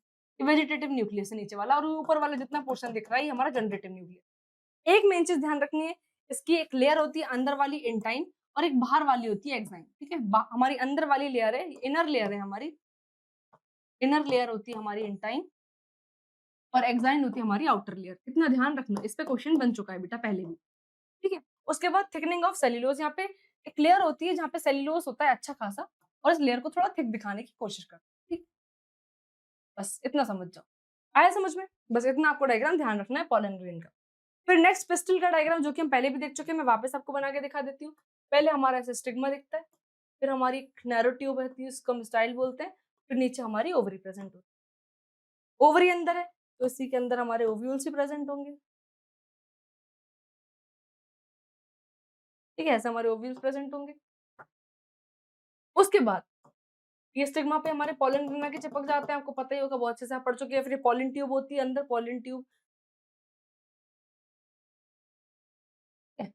उसके बाद ये हमारा ऊपर वाला पोर्शन हमारा स्टिग्मा है, यहाँ पे हमारे पॉलन ग्रेन आके चिपकते हैं। फिर हमारी स्टाइल है, ठीक है। उसके बाद हमारी ये ओवरी है, स्वेलन वाला पार्ट। ओवरी हमारी फ्यूचर में जाके बेटा फ्रूट का डेवलपमेंट करती है, फ्रूट बनाती है। और ये ओव्यूल्स आके जाके, ये जो ओव्यूल्स दिख रहे हैं ये आगे जाके सीड का डेवलपमेंट करते हैं, ठीक है ना, आपको पता होना चाहिए। फिर हमारी मेगास्पोरोजेनेसिस की प्रोसेस है। मेगास्पोरोजेनेसिस हम काफी बार पढ़ चुके हैं बेटा, एक बार और समझ लो कि मेगास्पोर पहले हमारा मदर सेल होता है जो कि हमारा डिप्लॉयड होता है, मतलब 2n है। उसमें मेयोसिस होगा बेटा, 4 हैप्लॉइड मेगास्पोर्स बन जाएंगे। हमने बहुत अच्छे से देख लिया अभी डिफरेंस, जब हमने पढ़ा तब भी हमने मेगास्पोर देख लिया, मेगास्पोरोजेनेसिस देख ली। 4 हैप्लॉइड मेगास्पोर बनते हैं जिसमें से बेटा 3 डिजनरेट हो जाते हैं, तीन डिजेनरेट हो जाते हैं और एक आगे जाके ग्रोथ करेगा, एक आगे जाके ग्रोथ करेगा, वही अपना नरिशमेंट उसको मिलेगी, वही अच्छे से ग्रोथ करेगा, उसके न्यूक्लियस में डिवीजन होगा। पहले माइटोसिस फर्स्ट होता है बेटा, फिर माइटोसिस सेकंड होता है, फिर माइटोसिस थर्ड होगा, उसके बाद बेटा हमारा फाइनली ऐसा कुछ एम्ब्रियो सेक का स्ट्रक्चर दिख जाता है और हमारी मेगास्पोरोजेनेसिस की प्रोसेस यहाँ पे कंप्लीट हो जाती है। ठीक है, उसके बाद मैं आगे बढ़ती हूँ और देख लेती हूँ एनाट्रोपस ओव्यूल। ओव्यूल का diagram is very very important, simple सा डायग्राम है पर काफी इंपॉर्टेंट है बेटा ओव्यूल का डायग्राम। सबसे पहले ये देखो आपको क्या करना है, ओव्यूल का डायग्राम बनाने के लिए तो भैया सबसे पहले ओव्यूल बनाना है, ये तो बहुत घटिया बन गया है, मैं वापस बना देती हूँ। ऐसा स्ट्रक्चर बनाना है पहले आपको, ठीक है, फिर उसके बाद यहाँ से ऐसा कनेक्टिव बनाते हुए यहाँ पे आके स्टॉप करना है। अब इसकी दो लेयर्स जाएंगे यहाँ से,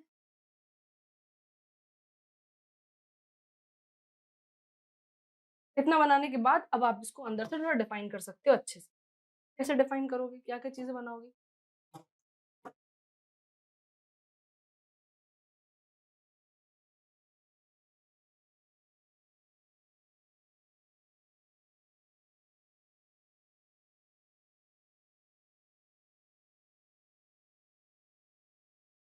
ठीक है, अब देखो इसमें मेन आपको क्या लेबल करना है वो देख लो। सबसे पहले ये जो ऊपर वाला एंड दिख रहा है इसको चलाजल एंड बोलते हैं, ठीक है, तो चलाजल एंड बोलते हैं। फिर जो नीचे का एंड दिखता है बेटा इसको माइक्रोपाइलर एंड बोलते हैं,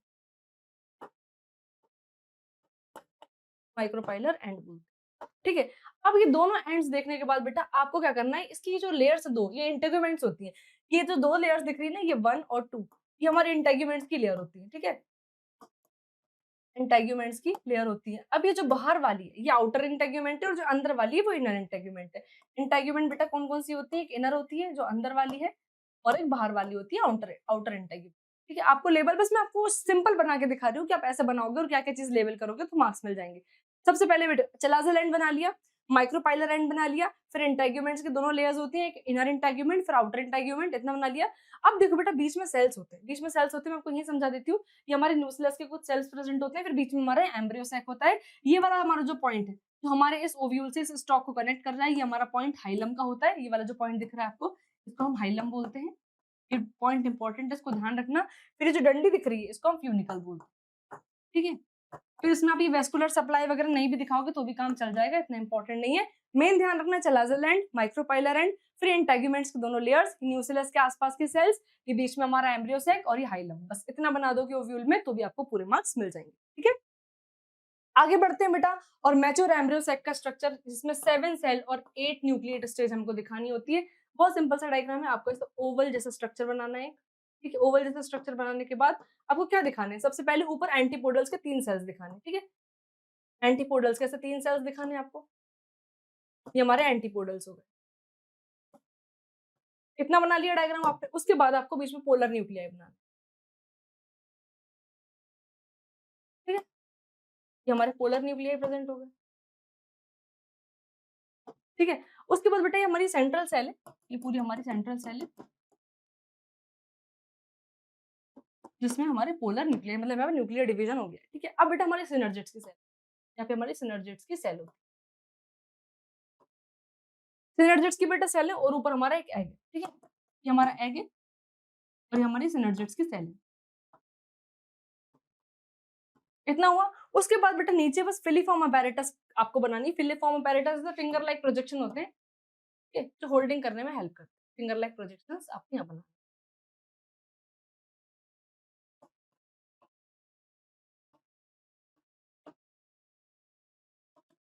जैसे ही बेटा पॉलिन ग्रेन यहाँ तक पहुंच जाता है तो उसको ऐसे होल्ड करने में फिलीफॉर्म अपैरेटस अपनी अपना रोल प्ले करती है, अपना काम करती है। बस इतना बनाना है। ऊपर एंटीपोडल सेल्स है, पोलर न्यूक्लियर मतलब ये सेंट्रल सेल है, फिर बीच में यहाँ पे एग सेल है और दो सिनर्जिड्स हैं यहाँ पे और हमारे फिलीफॉर्म अपैरेटस नीचे। ठीक है, इतना डायग्राम हो गया। फिर उसके बाद अभी हमने ये देख लिया डायग्राम अच्छे से, तो आप इसको भी एक बार बना के देख लेना कि हमारा स्टिग्मा स्टाइल ओवरी है, मतलब फीमेल वाला पार्ट है। फिर यहाँ पे पॉलिन पॉलिन ग्रेन जब पॉलिनेशन के टाइम पे आके यहाँ पे गिर जाते हैं तो पॉलिन ट्यूब बन जाती है, देन अंदर जाके वो कैसे प्रोसीड करती है, बस इतना आपको बना के दिखाना है। इतना उस कंडीशन में बनाना है जब आपसे पर्टिकुलर इसका डायग्राम पूछा जाए, वरना अननेसेसरी इसका डायग्राम नहीं बनाना है। ठीक है, मोनोकॉट सीड इज इंपॉर्टेंट बेटा। मोनोकॉट सीड के डायग्राम में आपको क्या क्या बनाना है, सबसे पहले आपको मोनोकोट मतलब सिंगल, एक ही सिंगल कॉटिलिडन वाला डायग्राम, तो इसमें आपको एक ऐसा स्ट्रक्चर बना लेना है। ठीक है, ऐसा हम आपको बना के दिखा दे।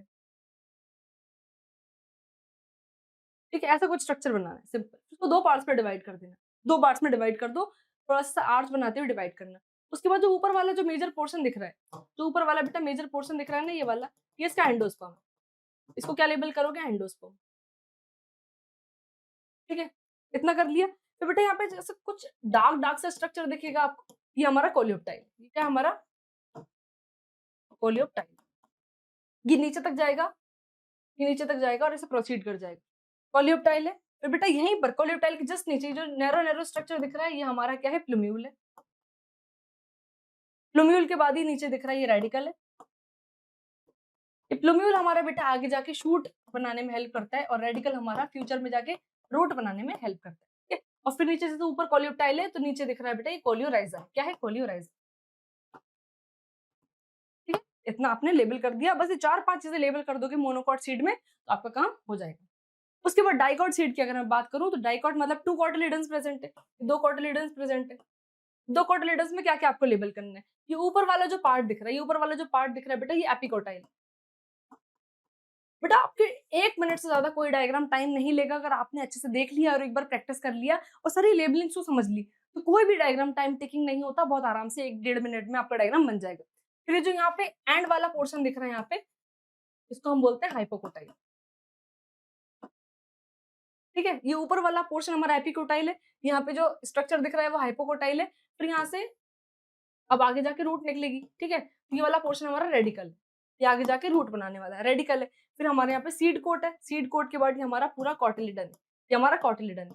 ठीक है, और 2 कॉटिलिडन से मतलब हमारे डाइकॉट का स्ट्रक्चर है। ठीक है, उसके बाद ह्यूमन रिप्रोडक्शन की बात करूं तो कौन कौन से डायग्राम इंपॉर्टेंट है बेटा? सबसे पहले मेल रिप्रोडक्टिव सिस्टम इंपॉर्टेंट है, इसको बेटा एक बार बना के जरूर देख लेना। कोशिश है, मतलब चांसेस है कि आ भी जाए डायग्राम एग्जाम में। वैसे तो स्पर्म का, ओवम का डायग्राम या मेंस्ट्रुअल साइकिल का ये तो नहीं पूछा जाएगा आपसे। स्पर्म इंपॉर्टेंट है, ओवम इंपॉर्टेंट है, और उसके बाद अभी मैं आगे देख के बताऊंगी आपको कौन कौन से डायग्राम और इंपॉर्टेंट है। तो मेल रिप्रोडक्टिव सिस्टम में कौन कौन सी चीजें आपको बनानी है? सबसे पहले इतनी ज्यादा लेबलिंग की आपको जरूरत नहीं है, मैं आपको बता देती हूँ। सबसे पहले यूरिनरी ब्लैडर आपको बनाने हैं। यूरिनरी ब्लैडर बनाने के बाद बेटा आपको ये वास डिफेंस दिखाना है। वास डिफेंस दिखाते हुए आपको टेस्टिस दिखानी है। उसके बाद मेजर इसमें इंपॉर्टेंट चीजें, एक बार यूरेटर बना लेना। यूरिनरी ब्लैडर बनाया आपने, पहले यूरिनरी ब्लैडर बनाया, उसके बेटा बेटा वास डिफेंस बनाया आपने। ठीक है, वास डिफेंस के बाद एपिडाइमिस बनाई, जो कॉइल्ड स्ट्रक्चर दिख रहा है ये हमारा एपिडाइमिस है। ये तीनों बना लिया आपने, ये तीनों आपस में कनेक्ट कर दिए। उसके बाद बेटा सारी ग्लैंड्स बनाने इंपॉर्टेंट है। सेमिनल वेसिकल बनाई, प्रोस्टेट ग्लैंड बनाई, ये दोनों ग्लैंड आपस में इधर से आके कॉइल्ड होके यहाँ पे जुड़ गई। ठीक है, प्रोस्टेट ग्लैंड बनाई। उसके बाद बेटा ये पूरा आपको पीनिस का स्ट्रक्चर बनाना है। पीनिस का स्ट्रक्चर बनाने के बाद यहाँ पे टेस्टिस बनानी है, फिर यहाँ पे टेस्टिस दिखा दी, यूरेथ्रा दिखा दिया और यहाँ पे ग्लांस पीनस दिखा दिया। इतना बनाओगे तो 6 चीजें बस एक्सप्लेन कर दोगे, मतलब लेबल कर दोगे तो भी आपका काम हो जाएगा। ठीक है, फिर फीमेल रिप्रोडक्टिव पार्ट की अगर मैं बात करूं तो इन्वर्टेड पियर स्ट्रक्चर होता है। कैसा स्ट्रक्चर होता है? इन्वर्टेड पियर शेप इसका स्ट्रक्चर होता है। कैसा होता है बेटा स्ट्रक्चर? देखो, सबसे पहले इसमें फैलोपियन ट्यूब बनाएंगे। ठीक है, हमारी पेयर्ड फैलोपियन ट्यूब प्रेजेंट होती है। ठीक है, ऐसे आपने पेयर्ड स्ट्रक्चर बना लिया, पेयर्ड फैलोपियन ट्यूब बना ली। उसके बाद बेटा यहाँ से ऐसा स्ट्रक्चर निकलता है जिसको हम इन्वर्टेड पियर जैसा बताने की कोशिश कर रहे हैं। इतना बना लिया। अब देखो, 2 फैलोपियन ट्यूब है, मतलब 2 हमारी फैलोपियन ट्यूब प्रेजेंट होती है, मतलब पेयर्ड होती है फैलोपियन ट्यूब, और साथ साथ बेटा हमारी यहाँ पे ओवरी, साथ साथ यहाँ पे मैं यहाँ पे ओवरी एक ही बना के दिखा रही हूँ, बट यहाँ पे दोनों प्रेजेंट होती है। तो हमारी जो ओवरीज होती है फीमेल में वो भी पेयर्ड होती है, वो भी 2 इन नंबर होती है। ठीक है, वो भी पेयर्ड होती है। अब देखो इसमें मेन चीज क्या लेबल करनी है। फीमेल रिप्रोडक्टिव पार्ट में आपको क्या बताना है? सबसे पहले आपने 2 फैलोपियन ट्यूब बता दी, फिर आपने 2 ओवरीज बता दी। ओवरीज बताने के बाद आपको ये फंडस, ये एग, ये कुछ आपको लेबल करने की जरूरत नहीं है। अब आपको मेन क्या लेबल करना है बेटा? ये आपका यूट्रस है, ये लेबल करना इंपॉर्टेंट है, और इसके अंदर की जितनी भी लेयर्स हैं वो आपको लेबल करना है। तो मैं आपको बता देती हूँ, सबसे आउटर लेयर होती है, सबसे पहली और सबसे आउटर लेयर होती है यहाँ पे पेरीमेट्रियम। पेरीमेट्रियम सबसे आउटर लेयर है पहली नंबर की। दूसरी हमारी है मायोमेट्रियम। मायोमेट्रियम उसके अंदर की लेयर होती है। ठीक है, और ये थोड़ी सी मस्कुलर ज्यादा होती है, थोड़ी सी मस्कुलर ज्यादा होती है, ये लेयर ज्यादा थिक होती है। ठीक है, और तीसरे नंबर की लेयर होती है बेटा एंडोमेट्रियम। एंडोमेट्रियम सबसे इनर लेयर होती है बेटा, जहीं पे जाके इसी वाली पोजीशन पे जाके हमारी इम्प्लांटेशन होती है। सबसे इनर लेयर होती है, सबसे ज्यादा ग्लैंडुलर होती है। ठीक है, ये सबसे अंदर होती है हमारी, सबसे अंदर होती है एंडोमेट्रियम की थर्ड लेयर। ठीक है, ये तीनों लेयर्स आपको बतानी है। पहले दोनों फैलोपियन ट्यूब बता दी, दोनों ओवरीज बता दी आपने। ओवरीज बताने के बाद बेटा यूट्रस बताया, जिसमें पेरीमेट्रियम, मायोमेट्रियम, एंडोमेट्रियम, ये तीनों लेयर्स आपने बता दी। फिर बेटा हमारी ये सर्विक्स है, फिर नीचे सबसे वेजाइना होती है। ठीक है, सर्विक्स और वेजाइना ये सब मिलके ही हमारा बर्थ कैनाल बनाती है, फीमेल का बर्थ कैनाल बनाती है। ठीक है, इसके बाद बेटा स्पर्म का डायग्राम बहुत इंपॉर्टेंट है। स्पर्म का डायग्राम देख लो कैसा होता है। सबसे पहले बेटा हेड होता है, फिर नेक होता है, नेक होता है और उसके बाद बेटा लास्ट में टेल होता है। तो तीन पार्ट्स में हमारा स्पर्म का स्ट्रक्चर डिवाइडेड होता है। सबसे पहले हेड हो गया, नेक हो गया, टेल हो गया। ठीक है, सबसे पहले आपने हेड लेबल कर दिया, हेड है, ये नेक है और ये मिडिल पीस भी है और ये लास्ट में टेल है। इतना आपने डिफाइन करा। अब आपको मेजर चीजें इसमें क्या क्या डालनी है देखो। अब हेड है, हेड में इधर सबसे ऊपर सेंटर में एक्रोसोम प्रेजेंट होता है। क्या प्रेजेंट होता है? एक्रोसोम।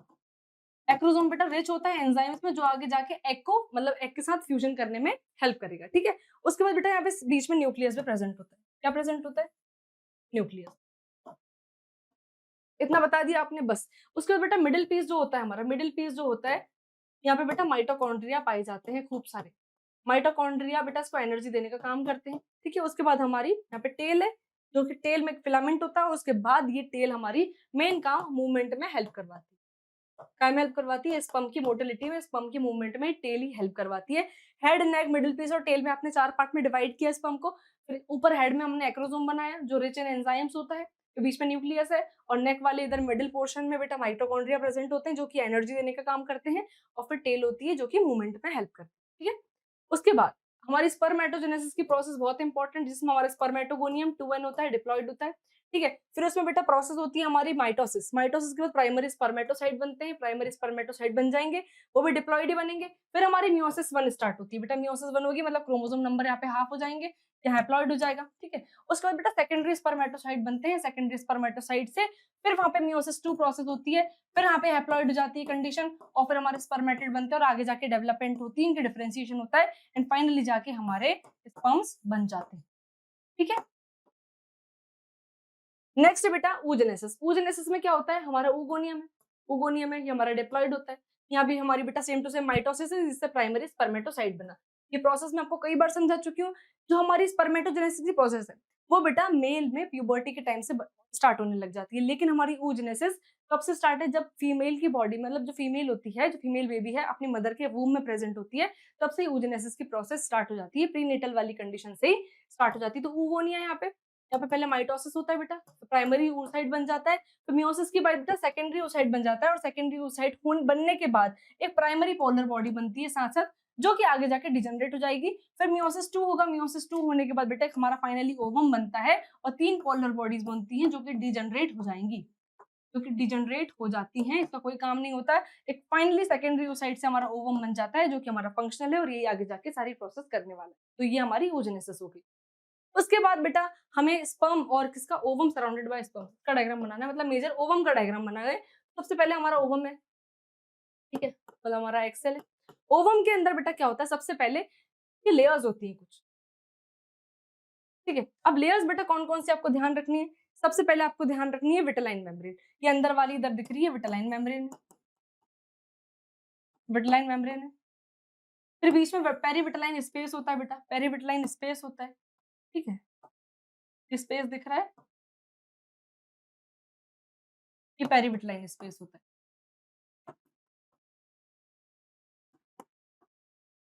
ठीक है, इतनी दोनों चीजें बना ली आपने।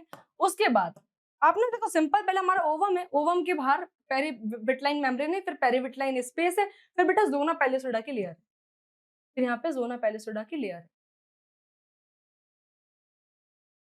जोना पैलिसोडा की लेयर्स है। फिर बेटा इसके आसपास कोरोना रेडिएटा के सेल्स है, पूरे इसको कवर करते हुए कोरोना रेडिएटा के सेल्स है, ठीक है। फिर बाहर से बेटा स्पर्म आता है, बाहर से स्पर्म आएगा, ठीक है, स्पर्म आएगा और उसको ऐसे मतलब इसको तोड़ने की, इस मेम्ब्रेन को तोड़ने का और इस सेल्स को तोड़ने का काम करने की कोशिश करेगा, तो सबसे पहले इंटरेक्ट करेगा कोरोना रेडिएटा के सेल से। तो ऐसा कुछ आपको ओवम का डायग्राम बनाना है, ठीक है।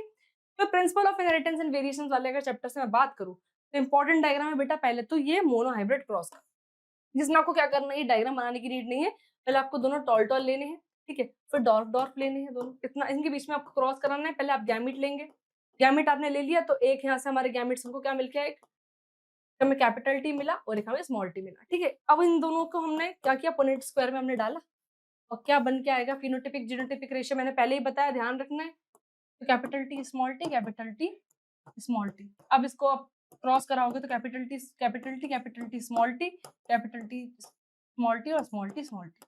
तो जीनोटिपिक फिनोटिपिक रेशियो आपको ध्यान रखना और ऐसे कुछ हमारा मोनो हाइब्रिड क्रॉस का आपको स्ट्रक्चर बना के आना है। सेम टू सेम बेटा डाई हाइब्रिड क्रॉस का स्ट्रक्चर आपको बना के आना है। बस मैं आपको बोलूंगी इसमें सबसे इंपॉर्टेंट क्या है, आपको जीनोटिपिक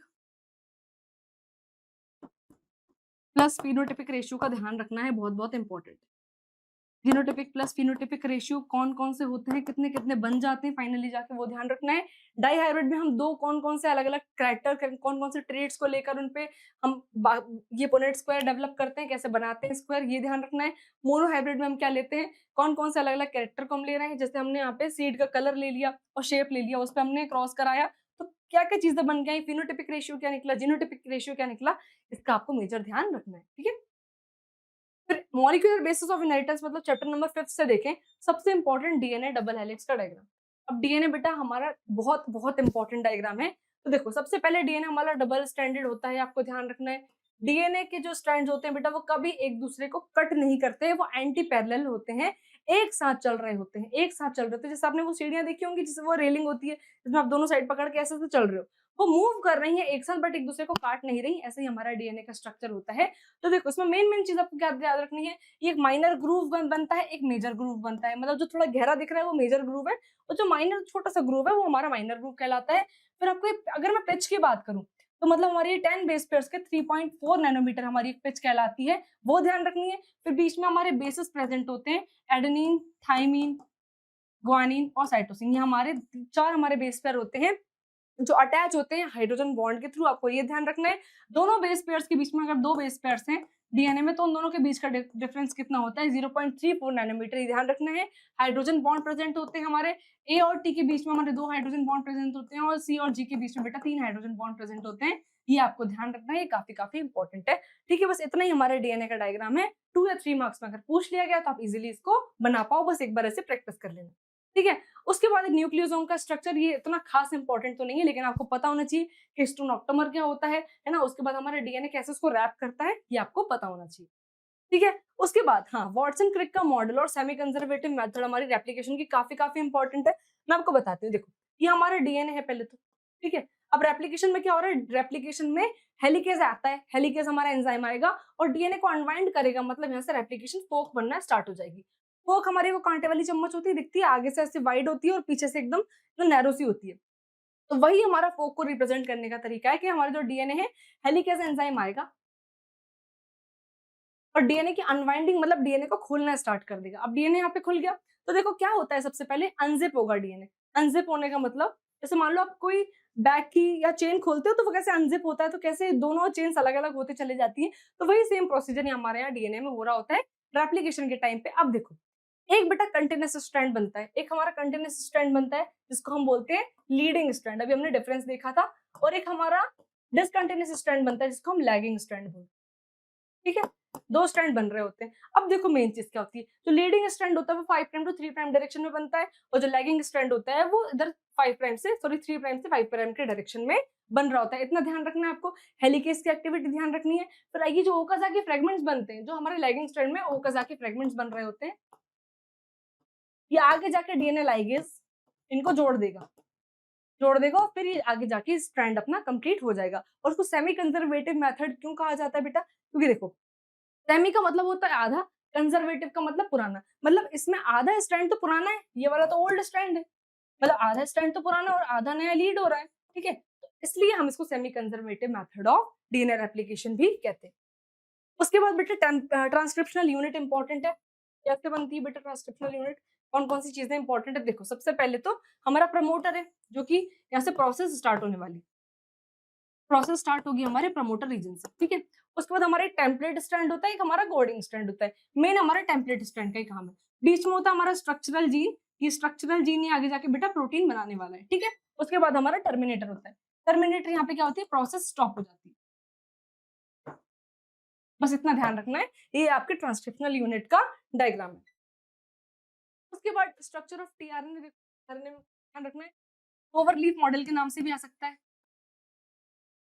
कि क्लोवर लीफ मॉडल का डायग्राम बनाओ, है ना, या फिर 2D डायग्राम बनाओ टीआरएनए का, तो इसके नाम से आपको स्ट्रक्चर आपके एग्जाम में पूछा जा सकता है। तो आपको क्या ध्यान रखना है, पहले 3 प्राइम एंड पे अमीनो एसिड आके जुड़ता है, एक हमारी एक्सेप्टर आर्म होती है, एक्सेप्टर आर्म आपने बना ली, फिर ये जो एक्स्ट्रा दिख रही है हमारी वेरिएबल आर्म है, इतना बनाना है, फिर हमारा एंटीकोडन ये आर्म बनानी है, यहाँ पे लूप होता है, यहाँ पे हमारा एमआरएनए है जहाँ पे बेटा एम सिंथेसिस शुरू हो जाएगी, फिर ये डी आर्म बनानी है, एक 3 प्राइम एंड 5 प्राइम एंड, ऐसे बस क्लोवर लीफ मॉडल मतलब जो लॉन्ग का जो फूल होता है ना, बस वैसा आपको सिंपल सा दिखने वाला स्ट्रक्चर बनाना है।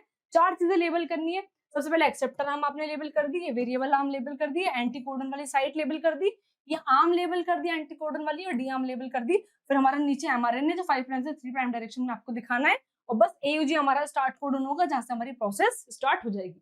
बस इतना ही आपको रिप्रेजेंट करना है। उसके बाद एवोल्यूशन से अगर मैं बात करूं तो ये वाला यूरे मिलर का एक्सपेरिमेंट बहुत बहुत इंपॉर्टेंट है। यूरे मिलर ने जो एक्सपेरिमेंट किया था, उन्होंने एक ऐसी अपैरेटस बनाई थी जिससे वो ये दिखा सके कि अर्ली इन्वायरमेंट कैसा था, कौन कौन सी चीजें प्रेजेंट थी, कौन कौन सी गैसेस प्रेजेंट थी, कैसा एक्सप्लोजन हुआ, फिर कैसे हमारी इनऑर्गेनिक से ऑर्गेनिक मैटर बने। तो ये आपको डायग्राम, ये अपैरेटस का डायग्राम इंपॉर्टेंट है बेटा, इसकी एक बार प्रैक्टिस जरूर करनी है, ठीक है। अब देखो ह्यूमन हेल्थ एंड डिसीज से मैं आपको बता दूं तो हमारी life cycle of Plasmodium is very very important. Life cycle of Plasmodium में क्या, सबसे पहले देखो मच्छर आके काटता है, फिर स्पोरोजाइट हमारे ब्लड तक पहुंच जाते हैं, फिर कैसे कैसे वो डिवाइड होते हैं, कैसे कैसे अपनी एक्टिविटी करते हैं, फिर कहाँ से वो साइकिल स्टार्ट होती है, कहाँ मीरोजोइड बन रहा है, कहाँ क्रिप्टोजोइड बन रहा है, कहाँ पे ट्रोफोजोइड बन रहा है, कैसे फर्टिलाइजेशन हो रही है और कैसे वो साइकिल वापस से स्टार्ट हो रही है। तो ये भी काफी इंपॉर्टेंट है बेटा प्लाज्मोडियम की लाइफ साइकिल, ये भी आपको ध्यान रखनी है, ठीक है। उसके बाद स्ट्रक्चर ऑफ एंटीबॉडी, ये भी 2-3 मार्क में पूछे जाने वाला क्वेश्चन है बेटा, इंपॉर्टेंट है। एंटीबॉडी का डायग्राम कैसा होता है, कैसे बनता है, देखो सबसे पहले वाई शेप स्ट्रक्चर होता है, क्या ध्यान रखना है, वाई शेप स्ट्रक्चर होता है, ठीक है। इसको H2L2 स्ट्रक्चर भी बोलते हैं क्योंकि इसमें 2 हैवी चेन होती है, 2 लाइट चेन होती है ना, 2 हैवी चेन प्रेजेंट होती है प्लस 2 लाइट चेन प्रेजेंट होती है,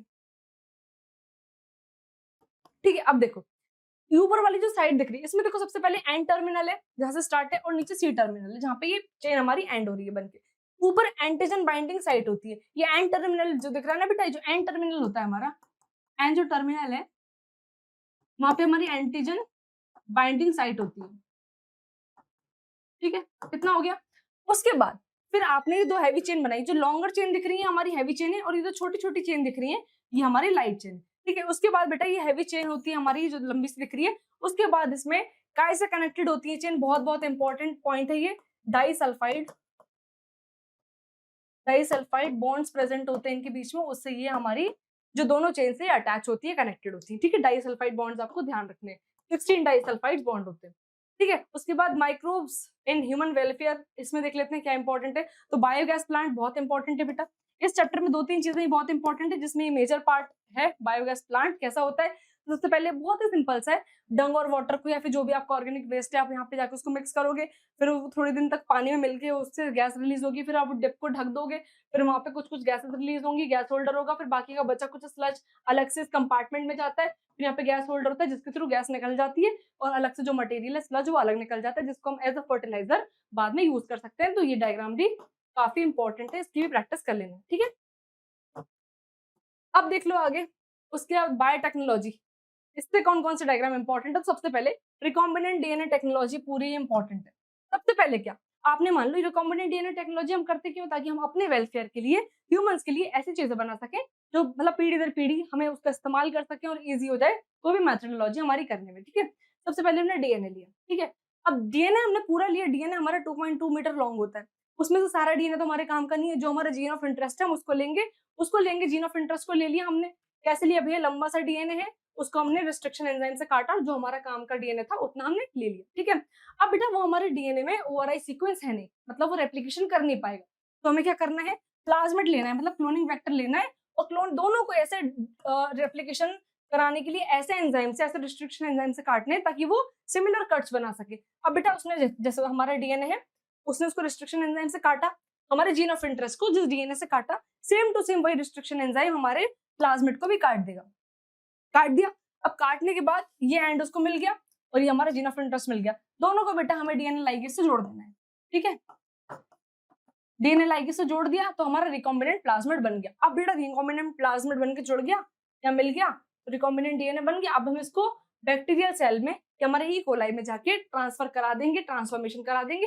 जैसे जैसे इसकी क्लोनिंग होती रहेगी वैसे वैसे हमारा प्रोडक्ट हमारे बनके मिलता चले जाएगा। वैसे वैसे क्लोनिंग के थ्रू हमें हमारा जीन ऑफ इंटरेस्ट मॉडिफाई होकर क्लोनिंग होकर मिल जाएगा। तो ऐसी हमारी रिकॉम्बिनेंट डीएनए टेक्नोलॉजी होती है। फिर उसके बाद बहुत इंपॉर्टेंट है पॉलीमरेज चेन रिएक्शन, तो हम पीसीआर भी बोलते हैं। पीसीआर बेटा काफी इंपॉर्टेंट है। क्या करते हैं पीसीआर में, हम डीएनए की मल्टीपल कॉपीज बनाते हैं। पॉलीमरेज चेन रिएक्शन में हम डीएनए की बहुत कम टाइम में ऐसी साइकिल चलाते हैं जिसमें बहुत सारी कम टाइम में डीएनए की मल्टीपल कॉपीज बन सके। पहली प्रोसेस होती है डीनेचुरेशन कराना। अब डीनेचुरेशन मतलब क्या होता है, डीएनए को हम इतना ज्यादा हाई टेम्परेचर दे देंगे, मतलब 95 डिग्री सेल्सियस तक टेम्परेचर दे देंगे, जिससे डीएनए के जो नेचर है, डीएनए अनवाइंड होने लग जाएगा। मतलब डीएनए के दोनों स्ट्रैंड है, स्ट्रैंड 1 और स्ट्रैंड 2, ये दोनों हाई टेम्परेचर मिलने के बाद अनवाइंड हो गए, मतलब अलग अलग हो गए। ठीक है, फिर अनिलिंग होगी। अनिलिंग में क्या होता है, हम टेम्परेचर थोड़ा कम कर देंगे, मतलब 55 डिग्री सेल्सियस तक टेम्परेचर कर देंगे। यहाँ पे अनिलर्स आके मतलब प्राइमर आके जुड़ जाएंगे, प्राइमर आके जुड़ेंगे। फिर उसके बाद क्या होता है बेटा, डीएनए अपना स्ट्रैंड बनाने लग जाएगा। ठीक है, डीएनए अपना स्ट्रैंड बनाने लग जाएगा। फिर हम तीसरी प्रोसेस करेंगे एलोंगेशन, जिसमें हम 72 डिग्री सेल्सियस हम अपना टेम्परेचर कर देंगे, और एलोंगेशन में बेटा क्या होगा, वो चेन बनती जाएगी और हमें मल्टीपल डीएनए की कॉपीज हमें मिल जाएंगी। यही होती है हमारी पीसीआर। ठीक है, उसके बाद bioreactor, very very important. Bioreactor का डायग्राम देख लेना बेटा, यही वाला डायग्राम अगर आ गया बनाने को, तो एक और बायोरिएक्टर है हमारे एनसीईआरटी में, लेकिन यही वाला आपको बना के आना है। इसका बेस थोड़ा सा ऐसा रहेगा, कर्व रहेगा। ये कर्व बेस का क्या फायदा है बेटा, कर्व बेस में सोल्यूशन जो भी हम डालते हैं, जो भी प्रोडक्ट बनाने वाले हैं, जो भी केमिकल डालने वाले हैं, वो इजी तरीके से ब्लेंड होगा। फिर ये बेटा कुछ ब्लेड्स लगे होते हैं जो कि मिक्सिंग में हेल्प करते हैं। फिर ये फोम ब्रेकर लगा होता है, जैसे मान लो कोई भी चीज आप बना रहे हो, ऊपर झाग आ गया तो उस फोम को हटाने के लिए ब्रेकर लगता है। फिर मोटर लगता है, फिर एसिड बेस पीएच कंट्रोलर लगता है, जिससे हम पता कर सकते हैं कि कितने किस लेवल पे, किस पीएच पे हमारा जो सोल्यूशन बन रहा है, जो भी हमारा प्रोडक्ट बनने वाला है वो काम कर रहा है। फिर स्टरलाइजेशन के लिए स्टीम मिलती रहती है ताकि कोई भी कंटेमिनेशन ना हो। ठीक है, उसके बाद एप्लीकेशन वाले चैप्टर से इंसुलिन का डायग्राम बहुत इंपॉर्टेंट है। इंसुलिन के डायग्राम में क्या देखना है, पहले हमारा प्रो इंसुलिन होता है। प्रो इंसुलिन में ए, बी और सी चेन तीनों है। ये हमारा प्रो इंसुलिन है। ठीक है, जिसमें हमारी ए पेप्टाइड तो है, बी पेप्टाइड भी है और अलग से सी पेप्टाइड है, जो हमारे अभी काम की नहीं है, प्रो इंसुलिन। ठीक है, ये भी हमारी डाइसल्फाइड बॉन्ड से अटैच होती है। उसके बाद जब हम इससे सी पेप्टाइड रिमूव करेंगे तो हमारी ए और बी इंसुलिन बची, मतलब ए और बी हमारी चेन बची, पेप्टाइड बची। इसको हम डाइसल्फाइड बॉन्ड से जोड़ देंगे तो हमारे मैच्योर इंसुलिन बन जाएगा। ये दोनों को मिला के हमारा मैच्योर इंसुलिन बन जाता है। और ये सी पेप्टाइड हमने रिमूव कर दी। ये सी और ए और बी तीनों मिला के प्रो इंसुलिन बना रही थी, जो कि हमारे काम का नहीं था, लेकिन हमने सी पेप्टाइड को रिमूव करके ए और बी पेप्टाइड को डाइसल्फाइड बॉन्ड से जोड़ दिया, तो ये हमारा मैच्योर इंसुलिन उनके तैयार हो। ठीक है, ऑर्गेनिज्म इन पॉपुलेशन से देख लेते हैं बेटा। तो ये वाला एज पिरामिड बहुत बहुत इंपॉर्टेंट है, ये देख लो। सबसे पहले 3 तरीके के पिरामिड है। पहला हमारा एक्सपांडिंग टाइप ऑफ पिरामिड है, दूसरा हमारा स्टेबल है और तीसरा हमारा डिक्लाइनिंग है। अब देखो, इसमें सबसे ऊपर जो दिखाई गई है ये पोस्ट रिप्रोडक्टिव एज दिखाई गई है, ग्रुप। ठीक है, रिप्रोडक्टिव दिखाई गई बीच में और प्री रिप्रोडक्टिव दिखाई है सबसे नीचे। तो 3 टाइप के अपने ग्राफ होते हैं, एक्सपांडिंग, स्टेबल और डिक्लाइनिंग। एक्सपांडिंग बेटा हमारा पिरामिडल शेप होता है, पिरामिडल इसका शेप होता है। और जो स्टेबल है ये हमारा बेल शेप होता है। कुछ तो भी ऐसे घंटी की तरह दिख रहा है, कुछ तो भी घंटी की तरह दिख रहा है, ये हमारा बिल्कुल पिरामिड की तरह दिख रहा है। और ये हमारा कुछ अर्न जो कलश होता है, कलश या आप लोटा बोल सकते हैं, उसकी तरह इसका स्ट्रक्चर दिख रहा है डिक्लाइनिंग का। तो बस आपको ये ध्यान रखना है कि जो एज पिरामिड होते हैं वो 3 टाइप के होते हैं, एक्सपांडिंग, स्टेबल और डिक्लाइनिंग। ठीक है, उसके बाद फिर हमारे पॉपुलेशन ग्रोथ कर्व, ये बहुत इंपॉर्टेंट है, देख लो। सबसे पहले आपको क्या देखना है, पॉपुलेशन कैसे ग्रो करती है हमारे नेचर में, हमारे एनवायरमेंट में। तो देखो 2 टाइप के कर्व हमारे बन के तैयार हुए हैं एनसीईआरटी में जो बताए गए हैं।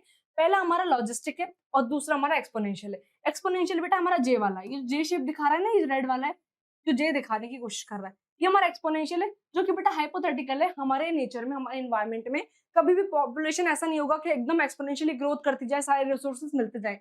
कभी ना कभी स्टैटिक चीजें होंगी, कभी ना कभी रिसोर्स लिमिटेड होंगे या रिसोर्स खत्म होंगे। ठीक है, तो ये तो जे शेप कर दिखा रहा है, ये एक्सपोनेंशियल से अलग है। एक्सपोनेंशियल ये जे शेप दिखा रहा है बेटा, ये एक्सपोनेंशियली इसलिए दिखा रहा है क्योंकि एक्सपोनेंशियली अगर रिसोर्सेज मिल रहे हैं तो वो ग्रो करते जा रहा है टाइम के साथ, ऐसा पॉसिबल नहीं है। तो जो जे शेप है हमारा एक्सपोनेंशियल ग्रोथ कर्व है, और जो हमारी एस दिख रहा है, सिग्मोइड ग्रोथ कर्व जो दिख रहा है, ये हमारा लॉजिस्टिक कर्व है। लॉजिस्टिक क्यों बेटा? क्योंकि पहले तो जब रिसोर्सेज मिल रहे हैं तो चीजें तो ग्रो कर रही है इजिली, फिर एक टाइम पे जब कैरिंग कैपेसिटी आ जाएगी उस टाइम पे आके चीजें रुक जाएंगी और स्टेबल होती चली जाएंगी। ये आपको ध्यान रखना है। दो टाइप के हमारे कर्व बनते हैं, एक जे शेप कर्व और एक एस शेप कर्व। हमारा जे वाला जो है वो एक्सपोनेंशियल है, और जो हमारा एस शेप कर्व दिख रहा है ये हमारा लॉजिस्टिक है, जो कि हमारे रियल नेचर में एग्जिस्ट करता है। ठीक है, इतना ध्यान रखना है। उसके बाद इकोसिस्टम से अगर मैं बात करूं तो कुछ पिरामिड्स है। पिरामिड ऑफ एनर्जी आपको क्या ध्यान रखना है? ये ऑलवेज अपराइट होता है, ऑलवेज अपराइट होता है। कैसे? सबसे पहले नीचे प्रोड्यूसर है, पहले नंबर पे प्रोड्यूसर को खाने वाले, उनको कंज्यूम करने वाले प्राइमरी कंज्यूमर है, फिर सेकेंडरी कंज्यूमर है, फिर टर्शरी कंज्यूमर है। सबसे ऊपर वाले प्रोड्यूसर सबसे ज्यादा होंगे, ये ध्यान रखना, प्रोड्यूसर सबसे ज्यादा प्रेजेंट होते हैं। टर्शरी है, सबसे जो हायर कंज्यूमर होते हैं वो सबसे कम होते हैं, ये भी आपको ध्यान रखना है। ये हमारा पिरामिड ऑफ एनर्जी है, जो कि बेटा हमेशा ऑलवेज अपराइट, हमेशा स्ट्रेट, हमेशा सीधा होता है, ये आपको ध्यान रखना है। ठीक है, उसके बाद नेक्स्ट चीज है, अब देखो pyramid of biomass in grassland, grassland की अगर मैं बात करूं तो हमेशा स्ट्रेट दिखेगा आपको, अपराइट दिखेगा, ये ध्यान रखना है। अब एक्वाटिक इकोसिस्टम में अगर मैं बात करूं बायोमास की तो ये इन्वर्टेड दिखता है। मैं आपको इसलिए स्ट्रक्चर दिखा दे रही हूँ कि एग्जाम में अगर पूछ लिया गया है ना, पूछ लिया गया अगर बाय चांस, तो आपको पता रहे कि कौन सा पिरामिड कैसा नजर आता है हमारे इकोसिस्टम में। ग्रासलैंड में बेटा अपराइट दिखता है हमको पिरामिड, और एक्वाटिक सिस्टम में अगर बायोमास की बात मैं करूं तो इन्वर्टेड हमको दिखता है। ठीक है, फिर बायोडाइवर्सिटी एंड कंजर्वेशन की अगर मैं बात करूं तो स्पीशीज एरिया जो कर्व है ये इंपॉर्टेंट है, ये आपको ध्यान रखना है, इसकी प्रैक्टिस कर लेना एक बार। स्पीशीज एरिया कर्व में मेजर हम क्या बात करते हैं कि जैसे जैसे हम स्पीशीज को बढ़ाते जाएंगे, मतलब जैसे जैसे हम एरिया को बढ़ाते जाएंगे वैसे वैसे स्पीशीज भी बढ़ती जाएगी, ये कर्व दिखाने की कोशिश करता है। तो हम इसको लॉग में कन्वर्ट करते हैं तो एक स्ट्रेट लाइन में रेक्टेंगुलर हाइपरबोला में हमको शो करवाना होता है ये। बस आपको उतना ही ध्यान रखना है, ये दो चीज आपको मेजर मेजर इस कर्व में ध्यान रखनी है। बस यही सिंपल सी चीज थी हमारी, और वैसे ही इसको कंप्लीट करते हुए खत्म करते हैं अच्छी क्लास बेटा। इंपॉर्टेंट डिफरेंस और इंपॉर्टेंट डायग्राम हम देख चुके हैं, बाकी सारे कंसेप्ट के साथ बेटा डायग्राम की एक बार जरूर प्रैक्टिस कर लेना, एक बार डिफरेंस को गो थ्रू कर लेना। जैसे ही पीडीएफ अपलोड होगी आप एक बार जरूर रीड कर लेना उसको, आपकी काफी हद तक हेल्प हो जाएगी। बेटा ऐसी अपनी तैयारी करते रहो। All the very best.